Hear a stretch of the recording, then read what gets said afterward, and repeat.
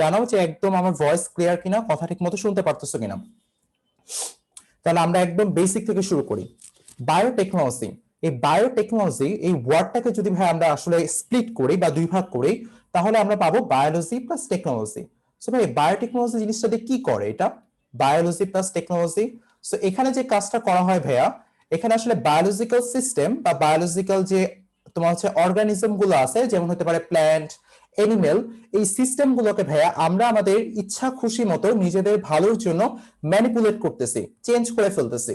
So বায়োটেকনোলজিতে ভাইয়া কি করা হচ্ছে, আমাদের মানব কল্যাণের জন্য আমরা বায়োলজিক্যাল সিস্টেম, অর্থাৎ আমরা প্ল্যান্ট ইউজ করতেছি, প্ল্যান্ট সেল হতে পারে প্ল্যান্ট, তারপর হচ্ছে অ্যানিমেল ইউজ করতেছে, animal cell, animal organ. So এই ধরনের তোমার হচ্ছে বায়োলজিক্যাল সিস্টেমকে আমরা ইউজ করতেছি, বায়োলজিক্যাল সিস্টেমকে আমরা ম্যানিপুলেট করতেছি, ম্যানিপুলেট করে আমরা হচ্ছে আমাদের যে লক্ষ্য সেটা সাধন করতেছি। সো এটাই হচ্ছে ভাই বায়োটেকনোলজি, যেখানে আমরা বায়োলজিক্যাল সিস্টেমকে ইচ্ছা মতো ম্যানিপুলেশন করতে পারি।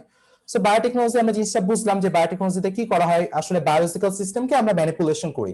তাহলে ভাইয়া আসলে আমরা হচ্ছে এরিয়াস অফ বায়োটেকনোলজি, বায়োটেকনোলজিতে কি কি ধরনের এরিয়া আছে সেটা নিয়ে আমরা কথা বলি। আমরা এখানে আসতেছি, তার আগে হচ্ছে তোমাদের বইতে যে এরিয়াগুলোর কথা লেখা আছে সেটা নিয়ে আমরা একটু প্রথমে আলোচনা করে নিই, ডিসকাশন। সো প্রথমে ভাইয়ারা আমি যে কথাটা বলবো সেটা হচ্ছে আমাদের blue biotechnology. So blue biotechnology তোমরা দেখে বুঝতে পারতেছো, ব্লু বায়োটেকনোলজি, এই ব্লু বায়োটেকনোলজি তোমার হচ্ছে কিসের সাথে সম্পৃক্ত? সো তোমরা একটু আমাকে জানাইতে পারো কমেন্টে, ব্লু বায়োটেকনোলজি সো এটা কিসের সাথে সম্পর্কিত, তোমরা একটু কমেন্টে জানাও যে আসলে ব্লু বায়োটেকনোলজি কি নিয়ে আসলে ডিল করে। আচ্ছা, সো ব্লু বায়োটেকনোলজি, তোমরা যদি শব্দটার দিকে একটু তাকাও, ব্লু, এই ব্লু শব্দটা তোমরা দেখবা হচ্ছে যে ওশেন বা সমুদ্র আছে, সমুদ্রের কালারটা নীল কালারে হয়। সো দেখা যায় যে হচ্ছে তুমি যে ওশেনের দিকে তাকাও, এই ব্লু বায়োটেকনোলজি মেইনলি হচ্ছে ওশেন নিয়ে ডিল করে, অর্থাৎ সমুদ্র নিয়ে ডিল করে, সমুদ্র সংক্রান্ত বা সমুদ্র বা পানি সংক্রান্ত যে বায়োটেকনোলজি সেটাকে বলছি ভাই আমরা ব্লু বায়োটেকনোলজি, মানে ওশেনকে নিয়ে ডিল করতেছে। তারপর ভাই আমাদের গ্রিন বায়োটেকনোলজি হতে পারে। সো গ্রিন বায়োটেকনোলজি, গ্রিন শব্দটার সাথে তোমরা যদি একটু মিলাও তাহলে এনভায়রনমেন্ট, ঠিক আছে। আরো যদি একটু স্পেসিফিক করি তাহলে সে এগ্রিকালচারের কথা আসে। সো গ্রিন বায়োটেকনোলজির মেইন ইউজটা হয় ভাইয়া এগ্রিকালচারাল ফিল্ডে। সো আমি এখানে ডট ডট দিচ্ছি, গ্রিন বায়োটেকনোলজির মেইন ইউজটা হচ্ছে ভাই এগ্রিকালচারাল ফিল্ডে। এরপর ভাই আমরা যদি রেড এন্ড হোয়াইট বায়োটেকনোলজি নিয়ে কথা বলি, রেড এন্ড হোয়াইট যেগুলো হচ্ছে আমাদের বইতে আছে, রেড ও হোয়াইট বায়োটেকনোলজি, এই রেড ও হোয়াইট বায়োটেকনোলজি মেইনলি তোমার ডিল করে কি নিয়ে? চিকিৎসা ক্ষেত্র নিয়ে।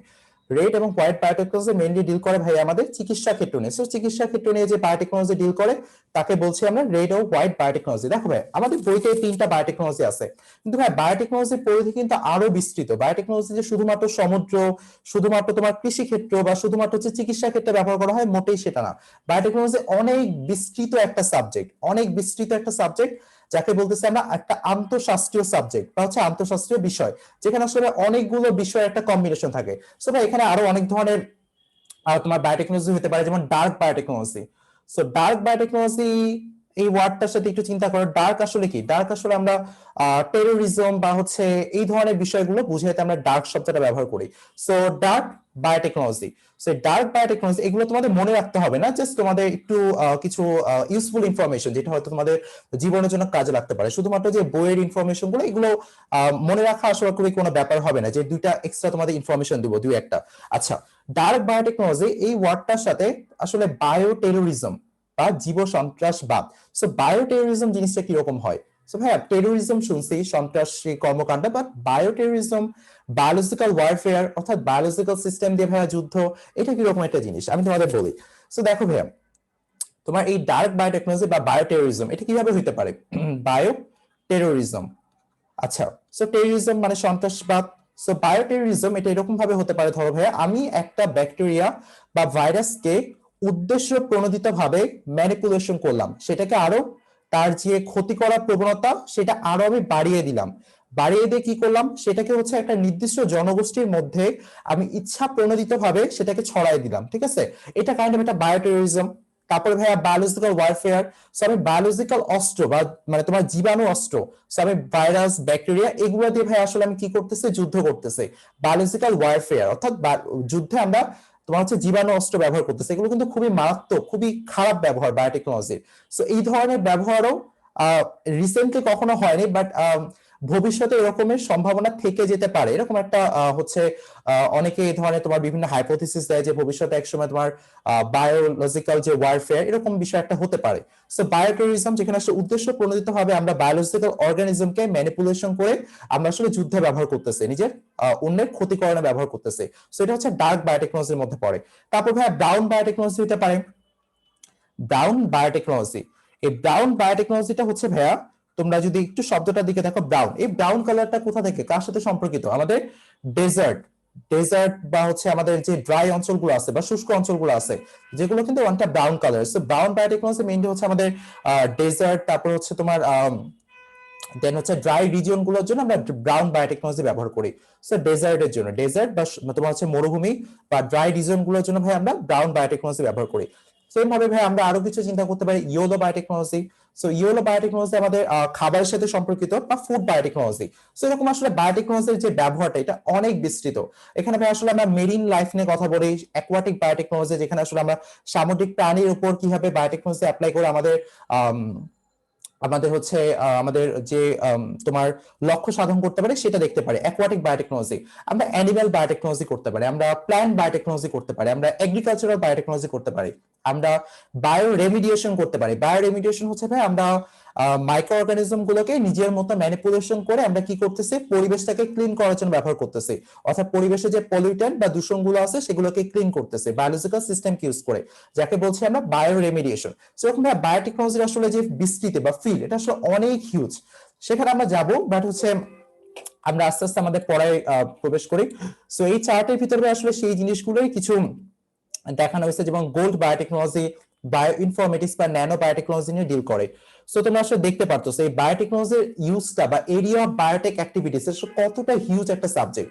যেমন আমরা ডার্ক বায়োটেকনোলজি নিয়ে কথা বলতেছিলাম, bio terrorism, biological warfare, bio crime, so এগুলো। তারপরে ব্রাউন বায়োটেকনোলজি যেখানে আসলে ডেজার্ট বায়োটেকনোলজি, তারপরে গ্রিন হচ্ছে এগ্রিকালচারাল, দেন গোল্ড বায়োটেকনোলজি হচ্ছে বায়ো ইনফরমেটিক্স। এই বায়ো ইনফরমেটিক্স মানে কি? বায়ো ইনফরমেটিক্স হচ্ছে বায়োলজি প্লাস কম্পিউটার সায়েন্স, এই দুইটার মধ্যে একটা কম্বিনেশন, অর্থাৎ বায়োলজিক্যাল সিস্টেমকে আমরা কম্পিউটার সায়েন্স ব্যবহার করে আমরা অ্যানালাইসিস করতেছি, অর্থাৎ বায়োলজি প্লাস কম্পিউটার সায়েন্স যেখানে একসাথে ব্যবহার করা হয় যে ফিল্ডে, সেটা হচ্ছে ভাই bio informatics, nano biotechnology.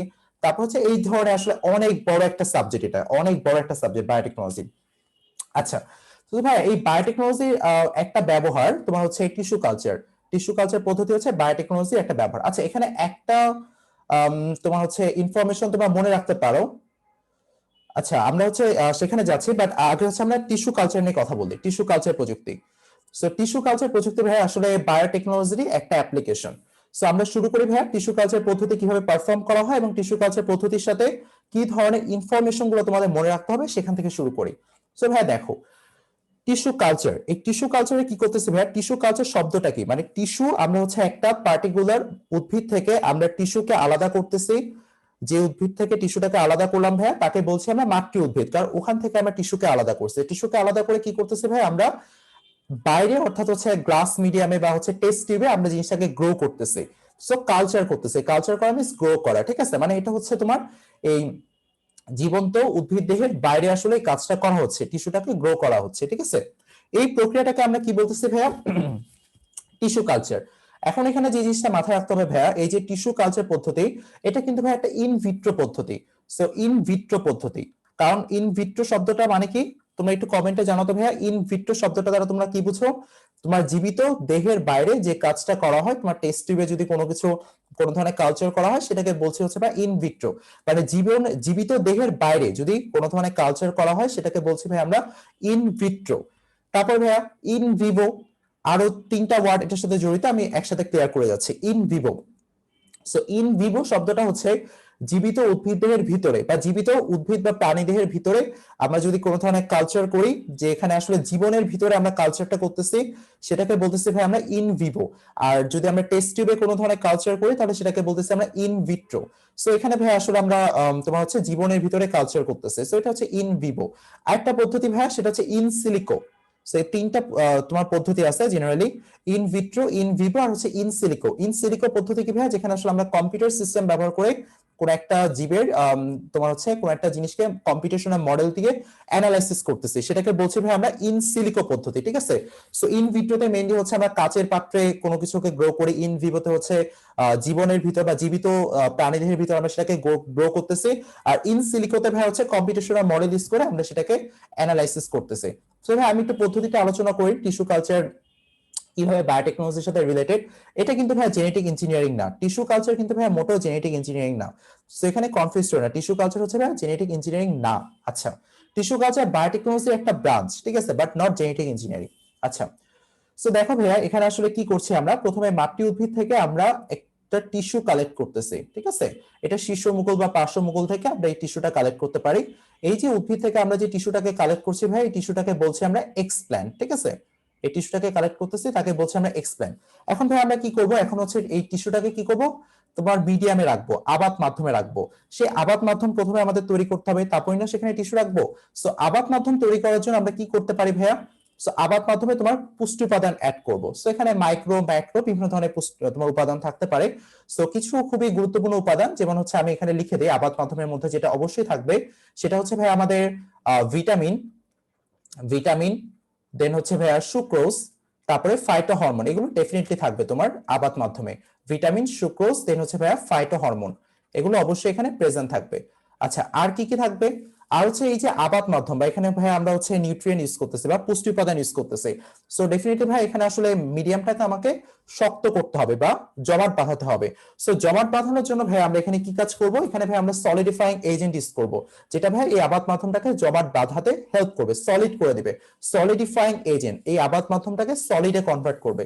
So ভাইরা একটা সলিডিফাইং এজেন্টের কথা তোমরা লেখো তো কমেন্টে সবাই, যে সলিডিফাইং এজেন্টের একটা নাম খুবই ফেমাস। আচ্ছা, একটা সলিডিফাইং এজেন্ট হচ্ছে ভাই অ্যাগার। এখানে ভাই আমরা হচ্ছে অ্যাগার মাধ্যম ইউজ করতেছি, অ্যাগার মাধ্যম দিয়ে আমরা এখানে এই যে তোমার হচ্ছে নিউট্রিয়েন্ট মিডিয়াটাকে আছে এটাকে জমাট বাঁধাচ্ছে। সো ভাই দেখো আমাদের হচ্ছে আবাদ মাধ্যম তৈরি হয়ে গেল। এই আবাদ মাধ্যমের ভাই একটা অপটিমাম পিএইচ তোমাকে মেনটেন করতে হবে। সো এটা হচ্ছে অ্যাগার মাধ্যম, এই পিএইচটা হবে ভাই আমাদের, এটার অ্যাগার মাধ্যমের পিএইচ হবে 5.5 থেকে 5.8। যে ইনফরমেশন গুলো ভাই লিখে দিচ্ছি সেই ইনফরমেশন গুলো তোমাদের একটু কষ্ট করে মনে রাখতে হবে। সো এই তোমার আবাদ মাধ্যমের পিএইচ হবে 5.5 থেকে 5.8। আচ্ছা, সো এরপর কি হলো ভাইয়া, তোমার এগার মাধ্যম তোমার হচ্ছে আবাদ মাধ্যম তৈরি হয়ে গেল ভাইয়া। এক্স্যাক্টলি, শাহেদুল ভাইয়া, হিনা আপু, তোমরা সবাই সঠিক অ্যান্সার দিয়েছো। পুষ্পিতা আপু, রিয়া আপু, সবারটা হয়েছে এগার মাধ্যম। তাহলে দেখো এই এগার মাধ্যমের পিএইচ তোমার 5.5 থেকে 5.8 এই রেঞ্জের মধ্যে থাকতে হবে, তাহলে ভাইয়া তোমার আবাদ মাধ্যম তৈরি হয়ে গেল।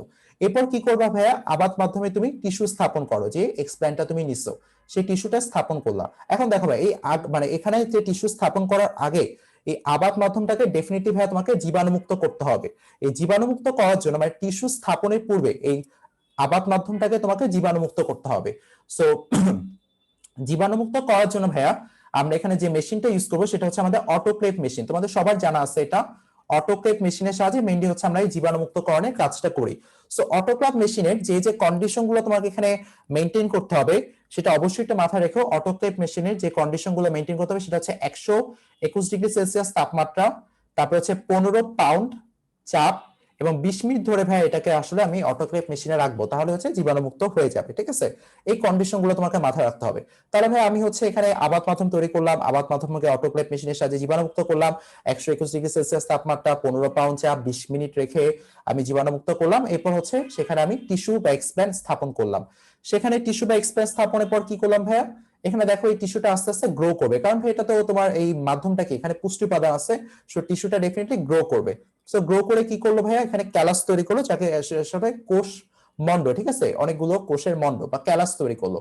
এই ক্যালাসটা ভাইয়া এরপরে যেটা করবে সেটা হচ্ছে দেখতেই পারতেছো। আচ্ছা, এখানে আরেকটা বিষয়, এই যে ক্যালাস সৃষ্টির জন্য এই যে আমাদের যে টিস্যু সহ যে মিডিয়ামটা আছে সেটা ভাই একটা নিয়ন্ত্রিত কক্ষে রাখতে হবে। এখানে আরো কিছু ইনফরমেশন আছে। তো সেই নিয়ন্ত্রিত কক্ষে তোমার ভাইয়া যে বৈদ্যুতিক বাল্ব ব্যবহার করছো সেটার তীব্রতা হবে তোমার 3000 থেকে 5000 লাক্স। এটার তীব্রতা হবে 3000 থেকে 5000 লাক্স, এবং এটার টেম্পারেচার বা ওই রুমে যে রুমে হচ্ছে ভাই এখানে মিডিয়াম সহ তুমি টিস্যুটাকে রাখলা সেটা টেম্পারেচার হবে ভাই 17 থেকে 20°C। এবং আর্দ্রতা হবে ভাইয়া 70 থেকে 75%। এই ইনফরমেশন গুলো ভাই একটু কষ্ট করে মাথায় রেখো। এরপর হচ্ছে আমরা আমাদের আজকে ক্লাসে অনেক ইম্পর্টেন্ট বা অনেক ফ্যাসিনেটিং একটা টপিক জেনেটিক ইঞ্জিনিয়ারিং স্টার্ট করবো। সো তোমরা কাইন্ডলি সবাই তোমাদের ফ্রেন্ডদেরকে মেনশন দিয়ে দাও কমেন্টে। আচ্ছা, সো ভাই এখানে দেখো তুমি প্রপার কন্ডিশন মেনটেন করলা, তুমি অটোক্লেভ দিয়ে জীবাণুমুক্ত করলা, টিস্যু এখানে স্থাপন করলা, তারপর ভাই এখানে একটা নিয়ন্ত্রিত কক্ষে রাখলা, তোমার ক্যালাস তৈরি হলো, ক্যালাস থেকে ভাইয়া তোমার চারা তৈরি হওয়া শুরু করলো। তারপর ভাই এই চারা তো তোমাকে অবশ্যই মূল লাগবে, মূল অবশ্যই মূল দরকার। সো মূল সৃষ্টির জন্য তোমাকে আলাদা একটা মিডিয়ামে রাখতে হবে। সো মূল সৃষ্টির জন্য তোমাকে এটাকে আলাদা একটা মিডিয়ামে স্থাপন করতে হবে। তারপর ভাই এখানে মূল সৃষ্টি হলো, মূল সৃষ্টি হওয়ার পর ভাইয়া তুমি এখানে কি করতেছো, তুমি হচ্ছে এখানে এরপর মূল সৃষ্টি হওয়ার পর এই চারাটাকে টবে লাগাচ্ছ, ঠিক আছে, বা অনুচারা। এই চারাটাকে ভাই তুমি টবে লাগাচ্ছ। টবে লাগানোর পর ভাই কিছুদিন বাইরে রাখবা, কিছুক্ষণ ভিতরে রাখবা, বাইরের ভিতরে, যাতে হচ্ছে এই চারা গাছগুলোকে আমরা বাইরের পরিবেশের সাথে খাপ খাওয়াতে পারি, ঠিক আছে। একবারে যদি বাইরে রেখে দাও তাহলে আসলে এটা গ্রো বা হচ্ছে এদের মারা যাওয়ার একটা সম্ভাবনা থাকে। সো এই কাজটা না করে আমরা কিছুটা খাপ খাওয়াবো বাইরের পরিবেশের সাথে। সো কিছুক্ষণ বাইরে কিছুক্ষণ ভিতরে এভাবে হচ্ছে বাইরের পরিবেশের সাথে খাপ খাওয়ায় আমরা একসময় গিয়ে তাকে প্রাকৃতিক পরিবেশে স্থাপন করে ফেলবো। তাহলে ভাই দেখো এটা আসলে টিস্যু কালচার। এই টিস্যু কালচার পদ্ধতির মাধ্যমে কি হচ্ছে ভাইয়া, আসলে একটা মাতৃ উদ্ভিদ থেকে আমরা আসলে একটা না অনেকগুলো উদ্ভিদ পাচ্ছি, যেটা ভাইয়া সমগুণ সম্পন্ন। মানে এই মাতৃ উদ্ভিদের টিস্যু ব্যবহার করি তো ভাই এখানে আমরা কাজটা করছি। যে টিস্যুর ভিতরে ভাই আমাদের ডিএনএ আছে, জেনেটিক ম্যাটেরিয়াল। সেই ডিএনএ তো ভাই আসলে প্রত্যেকটা চারা টব গাছে আছে। এখানে তো ভাই অন্য কোনো ধরনের তোমার হচ্ছে তোমার উদ্ভিদের তোমার হচ্ছে কোনো ধরনের পার্ট ব্যবহার হয়নি। এটা তো একটা একটা উদ্ভিদ থেকে আসছে, পুরো পোর্শনটা তো ভাইয়া একটা উদ্ভিদ থেকে নেওয়া হয়েছে। সো ডেফিনেটলি ভাই এখানে যে চারা উদ্ভিদগুলো তৈরি হলো সেটা ভাইয়া এটাকে আমরা ক্লোনিং বলতে পারি, ঠিক আছে। সো এটা হচ্ছে ভাই এক ধরনের ক্লোনিং। টিস্যু কালচার পদ্ধতির মাধ্যমে আমরা এখানে ক্লোনিং করতেছি, এটা ভাই ডেফিনেটলি এক ধরনের ক্লোনিং। এটাকে ভাই আমরা বলতেছি ক্লোনিং। আচ্ছা, এটা একটা আরেকটা নাম আছে ভাইয়া, এটাকে তো ক্লোনিং বলতে পারে, কারণ ভাই এটা আসলে হুবহু এই উদ্ভিদটাই, এই সমগুণ সম্পন্ন এই উদ্ভিদটা এখানে তৈরি হচ্ছে, হুবহু সমগুণ সম্পন্ন এই উদ্ভিদটা তৈরি হচ্ছে। আচ্ছা, এটা আরেকটা নাম হচ্ছে ভাইয়া মাইক্রো প্রোপাগেশন। তোমরা এই ওয়ার্ডটা হয়তো তোমরা বইতে পাইছো, micro propagation. So micro propagation জিনিসটাকে আমি তোমাদের সাথে একটু আলোচনা করে নিই। Micro propagation, so micro propagation, আচ্ছা যদিও এই লেখার মধ্যে দিয়ে চলে যাচ্ছে। আচ্ছা, micro propagation. So micro propagation মানে হচ্ছে ভাইয়া তুমি এখানে কি করতেছো, অযৌন জনন প্রক্রিয়া। অবশ্যই এটা অযৌন জনন প্রক্রিয়া, কারণ এখানে কোনো ধরনের দুইটা সেলের ফিউশন হচ্ছে না, ডিফারেন্ট দুইটা সেলের। সো অযৌন জনন প্রক্রিয়া ভাইয়া আমরা এখানে কি করতেছি দেখো, তোমার তোমার হচ্ছে একটা উদ্ভিদের টিস্যু থেকে আমরা মাল্টিপল তোমার হচ্ছে উদ্ভিদ সৃষ্টি করতেছে, একটা উদ্ভিদের টিস্যু থেকে অনেকগুলো উদ্ভিদ সৃষ্টি করতেছে, অনেকগুলো চারা তৈরি করতেছে। এই যে প্রসেসটা ভাই এটাকে বলছি আমরা মাইক্রো প্রোপাগেশন, যেখানে আসলে একটা উদ্ভিদের টিস্যু থেকে আমরা অনেকগুলো উদ্ভিদ সৃষ্টি করতেছি। এই প্রসেসটাকে বলা হয় ভাইয়া মাইক্রো প্রোপাগেশন। মেইনলি এটা একটা অ্যাসেক্সুয়াল রিপ্রোডাকশন, কারণ অযৌন জনন প্রক্রিয়া। এই মাইক্রো প্রোপাগেশনের ভাইয়া আরেকটা নাম আছে, এটা নামটা আরেকটা নাম হচ্ছে ভাইয়া ক্লোনাল প্রোপাগেশন। ক্লোনাল প্রোপাগেশন, কারণ এটা কাইন্ড অফ একটা ক্লোনিং প্রক্রিয়া, কারণ এখানে একদম হুবহু এই উদ্ভিদের সমগুণ সম্পন্ন উদ্ভিদ এখানে তৈরি হচ্ছে। সো এটা হচ্ছে ভাই ক্লোনাল প্রোপাগেশন। সো এটা আমরা মাথায় রাখবো, ক্লোনাল প্রোপাগেশন। আচ্ছা, সো তোমাদের কোনো কোশ্চেন থাকলে একটু জানাতে পারো ভাইয়ারা, আমি তোমাদের কমেন্ট দেখছি, তোমাদের কোনো কোশ্চেন থাকলে জানাতে পারো। আচ্ছা, আমরা তাহলে এই পর্যন্ত আসি, মাইক্রো প্রোপাগেশন, ক্লোনাল প্রোপাগেশন। এখন ভাই এটাকে আমরা প্রাকৃতিক আবাদ মাধ্যমে স্থাপন করলাম, সেখান থেকে ভাই আমাদের তোমার মাতৃ উদ্ভিদের সমগুণ সম্পন্ন হচ্ছে আমরা এখান থেকে উদ্ভিদ পেলাম। তাহলে এটি হচ্ছে ভাই টিস্যু কালচার, যেটা বায়োটেকনোলজির একটা ব্যবহার, ঠিক আছে। বাট এটা কিন্তু ভাই ডেফিনেটলি জেনেটিক ইঞ্জিনিয়ারিং না। এখন ভাই আমরা জেনেটিক ইঞ্জিনিয়ারিং শুরু করতে যাচ্ছি। সো তোমরা তোমাদের ফ্রেন্ডদেরকে মেনশন দাও যারা এই পর্যন্ত হচ্ছে আচ্ছা, তোমাদের কি কোনো ধরনের প্রবলেম হচ্ছে যে হচ্ছে তোমরা শুনতে পাচ্ছ না, বা হচ্ছে ইকো হচ্ছে? তুমি এটা জানাও তো ভাইয়ারা, কোনো ধরনের ইকো হচ্ছে বা কোনো ধরনের প্রবলেম হচ্ছে কিনা। তোমাদের সবার কি এই ধরনের প্রবলেম হচ্ছে, সাউন্ড ইকো হচ্ছে?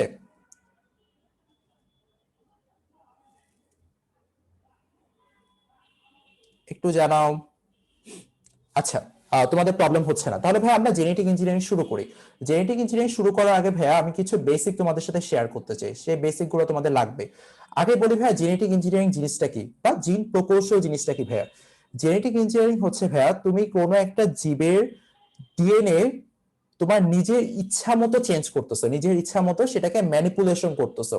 সেটাই হচ্ছে ভাইয়া বেসিক্যালি আমাদের জেনেটিক ইঞ্জিনিয়ারিং বা জিন প্রকৌশল। সো এখানে ভাই আমরা একটা জীবের জিনোমকে নিজের ইচ্ছা মতো ম্যানিপুলেশন করতেছি, সেটাই হচ্ছে ভাইয়া তোমার জেনেটিক ইঞ্জিনিয়ারিং। এখন ভাই কিছু ইনফরমেশন তোমাদের লাগবে, এটা বুঝতে গেলে কিছু ইনফরমেশন তোমাদের অবশ্যই দরকার হবে। সো আমি একটু দেখাই, যেমন তোমরা সেন্ট্রাল ডগমা পড়ছো। সেন্ট্রাল ডগমা ভাইয়া কি তৈরি হয় আমাদের? সেন্ট্রাল ডগমায় তোমরা জানো আসলে তোমাদের তিনটা process, DNA replication, DNA transcription এবং ডিএনএ ট্রান্সলেশন, তিনটা প্রসেসকে আমরা একসাথে বলতেছি সেন্ট্রাল ডগমা। আচ্ছা, সো ভাই দেখো সেন্ট্রাল ডগমাতে কি হয়, তোমার ডিএনএ, যে ডিএনএ থেকে ডিএনএ তৈরি হয় তোমার অবশ্যই রেপ্লিকেশন প্রক্রিয়ার সাহায্যে। ডিএনএ থেকে ডিএনএ তৈরি হচ্ছে রেপ্লিকেশন প্রক্রিয়ার সাহায্যে। এরপর ডিএনএ থেকে ভাইয়া তোমার এমআরএনএ বা আরএনএ তৈরি হচ্ছে, ডিএনএ থেকে এমআরএনএ তৈরি হচ্ছে ভাইয়া কোন প্রক্রিয়ার সাহায্যে? লেখো তো, ডিএনএ থেকে এমআরএনএ কোন প্রক্রিয়ার সাহায্যে তৈরি হয়? এবং এমআরএনএ থেকে তোমার হচ্ছে প্রোটিন কোন প্রক্রিয়ার সাহায্যে তৈরি হয়? সো তোমরা সবাই একটু কমেন্টে জানাও তো যে এমআরএনএ থেকে প্রোটিন কোন প্রক্রিয়ার সাহায্যে চালাতে হয়। তোমরা সবাই একটু কমেন্ট করো যে হচ্ছে DNA replication, DNA replication, DNA থেকে আমাদের এমআরএনএ তৈরি হয়, এমআরএনএ থেকে প্রোটিন তৈরি হয়। Central dogma of biology. আচ্ছা, তোমরা একটু কমেন্টে জানাও, আমি অ্যান্সার দিয়ে দিচ্ছি। ডিএনএ থেকে তোমার এমআরএনএ তৈরি হয় ডিএনএ ট্রান্সক্রিপশন প্রক্রিয়ার সাহায্যে, ডিএনএ ট্রান্সক্রিপশন প্রক্রিয়ার সাহায্যে। আর তোমার এমআরএনএ থেকে প্রোটিন তৈরি হয় ডিএনএ ট্রান্সলেশন প্রক্রিয়ার সাহায্যে, ট্রান্সলেশন প্রক্রিয়ার সাহায্যে। আচ্ছা, ডিএনএ থেকে ট্রান্সক্রিপশন প্রক্রিয়ার সাহায্যে এমআরএনএ তৈরি হচ্ছে, এই এমআরএনএ থেকে ট্রান্সলেশন প্রক্রিয়ার সাহায্যে ভাইয়া আমাদের প্রোটিন তৈরি হচ্ছে। ঠিক আছে, তোমরা একটু জানিও তো ভাইয়া ঠিকমতো বুঝতেছো কিনা, এই পর্যন্ত কোনো জায়গায় কোনো প্রবলেম হচ্ছে কিনা। আচ্ছা, ক্লাসটা একটু বড় হইতে পারে, তোমরা আশা করি ক্লাসের শেষ পর্যন্ত থাকলে তোমরা অনেক কিছুই ভালো মতো বুঝতে পারবে। আচ্ছা, সো ডিএনএ থেকে ডিএনএ তৈরি হচ্ছে রেপ্লিকেশন প্রক্রিয়া, তারপর ডিএনএ থেকে এমআরএনএ বা মেসেঞ্জার আরএনএ তৈরি হচ্ছে ট্রান্সক্রিপশন প্রক্রিয়া, যে মেসেঞ্জার আরএনএ ভাইয়া তোমার নিউক্লিয়াস থেকে বের হয়ে যাচ্ছে, নিউক্লিয়াস থেকে বের হয়ে তোমার এন্ডোপ্লাজমিক রেটিকুলামে রাইবোজোম থাকে, সেই রাইবোজোমে গিয়ে ভাইয়া এখানে প্রোটিন সিনথেসিস হচ্ছে, যে এখানে ভাইয়া রাইবোজোমে ট্রান্সলেশন প্রক্রিয়া আমাদের প্রোটিন তৈরি হচ্ছে। এই প্রোটিনই হচ্ছে ভাইয়া আসলে এই ডিএনএ এর ভিতরে যে ইনফরমেশনটা, সেই ইনফরমেশন অনুযায়ী আমাদের এই প্রোটিনটা তৈরি হয়। এই প্রোটিনই ভাইয়া সবকিছু, সব ফাংশনকে এক্সপ্রেস করে। আচ্ছা, ট্রান্সক্রিপশন প্রক্রিয়া ডিএনএ থেকে এমআরএনএ তৈরি হচ্ছে। সো এমআরএনএ থেকে রিভার্স ট্রান্সক্রিপ্টেজ প্রক্রিয়ার মাধ্যমে, রিভার্স ট্রান্সক্রিপশন প্রক্রিয়ার মাধ্যমে ভাইয়া এমআরএনএ থেকে রিভার্স ট্রান্সক্রিপশন প্রক্রিয়ার মাধ্যমে তোমার সিডিএনএ তৈরি হবে। আমি সেখানে আসতেছি যে সিডিএনএ কি ভাইয়া। সিডিএনএ হচ্ছে ভাইয়া কমপ্লিমেন্টারি ডিএনএ। ঠিক আছে, সিডিএনএ হচ্ছে কমপ্লিমেন্টারি ডিএনএ, যেটা আসলে এমআরএনএ তোমার হচ্ছে কমপ্লিমেন্টারি ডিএনএ। সো এটা ভাইয়া দেখো, ডিএনএ থেকে যদি ট্রান্সক্রিপশন প্রক্রিয়া তোমার এমআরএনএ তৈরি হয়, তাহলে অবশ্যই তোমার এমআরএনএ থেকে রিভার্স ট্রান্সক্রিপশন প্রক্রিয়ার সাহায্যে, রিভার্স ট্রান্সক্রিপশন প্রক্রিয়ার সাহায্যে ভাইয়া তোমার সিডিএনএ বা কমপ্লিমেন্টারি ডিএনএ তৈরি হবে।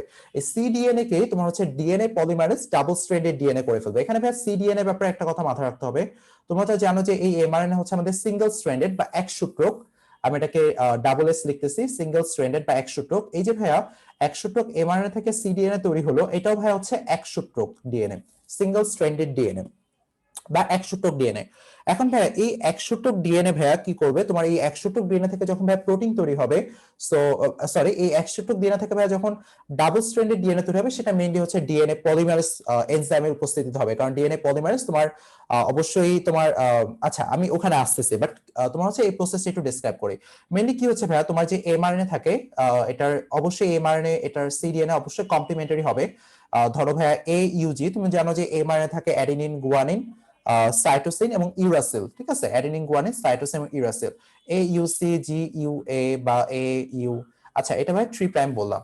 এখন ভাই এখানে যে সিডিএনএ তৈরি হবে, সেটা ডেফিনেটলি ভাইয়া এই এমআরএনএ এর কমপ্লিমেন্টারি সিডিএনএ তৈরি হবে। তাহলে দেখো ভাই এটার কমপ্লিমেন্টারি ডিএনএ অবশ্যই এখানে কি হবে ভাইয়া, তোমার এর বিপরীতে থাকবে ইউ, ইউ এর বিপরীতে এ। তোমরা তো জানো ভাইয়া যে ডিএনএ তে কি হয় ভাইয়া, এর সাথে টি এর মধ্যে দুইটা হাইড্রোজেন বন্ড ফর্ম হয়, আর জি এর সাথে সি এর মধ্যে তিনটা হাইড্রোজেন বন্ড ফর্ম হয়, অর্থাৎ এটি পেয়ার করে আর জিসি পেয়ার করে। সো আরএনএ তে ভাইয়া টি তো থাকে না, থাইমিন থাকে না, তো থাইমিনের জায়গায় ভাইয়া ইউরাসিল পেয়ার করে। সো এটা তো ভাইয়া সিঙ্গেল স্ট্র্যান্ডেড ডিএনএ বলছি, তাহলে এখানে টি থাকবে ডেফিনেটলি। আচ্ছা, সো এটি, তারপরে হচ্ছে এ ইউ, দেন এখানে ভাইয়া জিসি, তারপরে এখানে জিসি, এখানে ভাইয়া এটি, তারপর হচ্ছে ইউ এ। তাহলে ভাইয়া দেখো, এটা হচ্ছে আমাদের একটা কমপ্লিমেন্টারি ডিএনএ। কিসের কমপ্লিমেন্টারি? অবশ্যই এটার কমপ্লিমেন্টারি, এটার পরিপূরক ডিএনএ। কারণ ভাই দেখো এখানে প্রত্যেকটা বেসের তোমার হচ্ছে কমপ্লিমেন্টারি সিকোয়েন্স এখানে প্রেজেন্ট আছে। এর বিপরীতে টি, ইউ এর বিপরীতে এ, জি সি এর বিপরীতে জি, জি এর বিপরীতে সি, এর বিপরীতে টি, ইউ এর বিপরীতে এ। সো এইটার ভাইয়া কমপ্লিমেন্টারি সিকোয়েন্স এখানে প্রেজেন্ট আছে। এটা ভাই এমআরএনএ থেকে রিভার্স ট্রান্সক্রিপশন প্রক্রিয়ার মাধ্যমে তোমার এই এমআরএনএ থেকে ভাইয়া সিডিএনএ বা কমপ্লিমেন্টারি ডিএনএ তৈরি হবে। আচ্ছা, এটা আমরা বুঝলাম, আশা করি সবাই একটু জানাতো ভাইয়া এই পর্যন্ত বুঝছি কিনা, কারণ এই কনসেপ্টগুলো আমাদের লাগবে সামনে।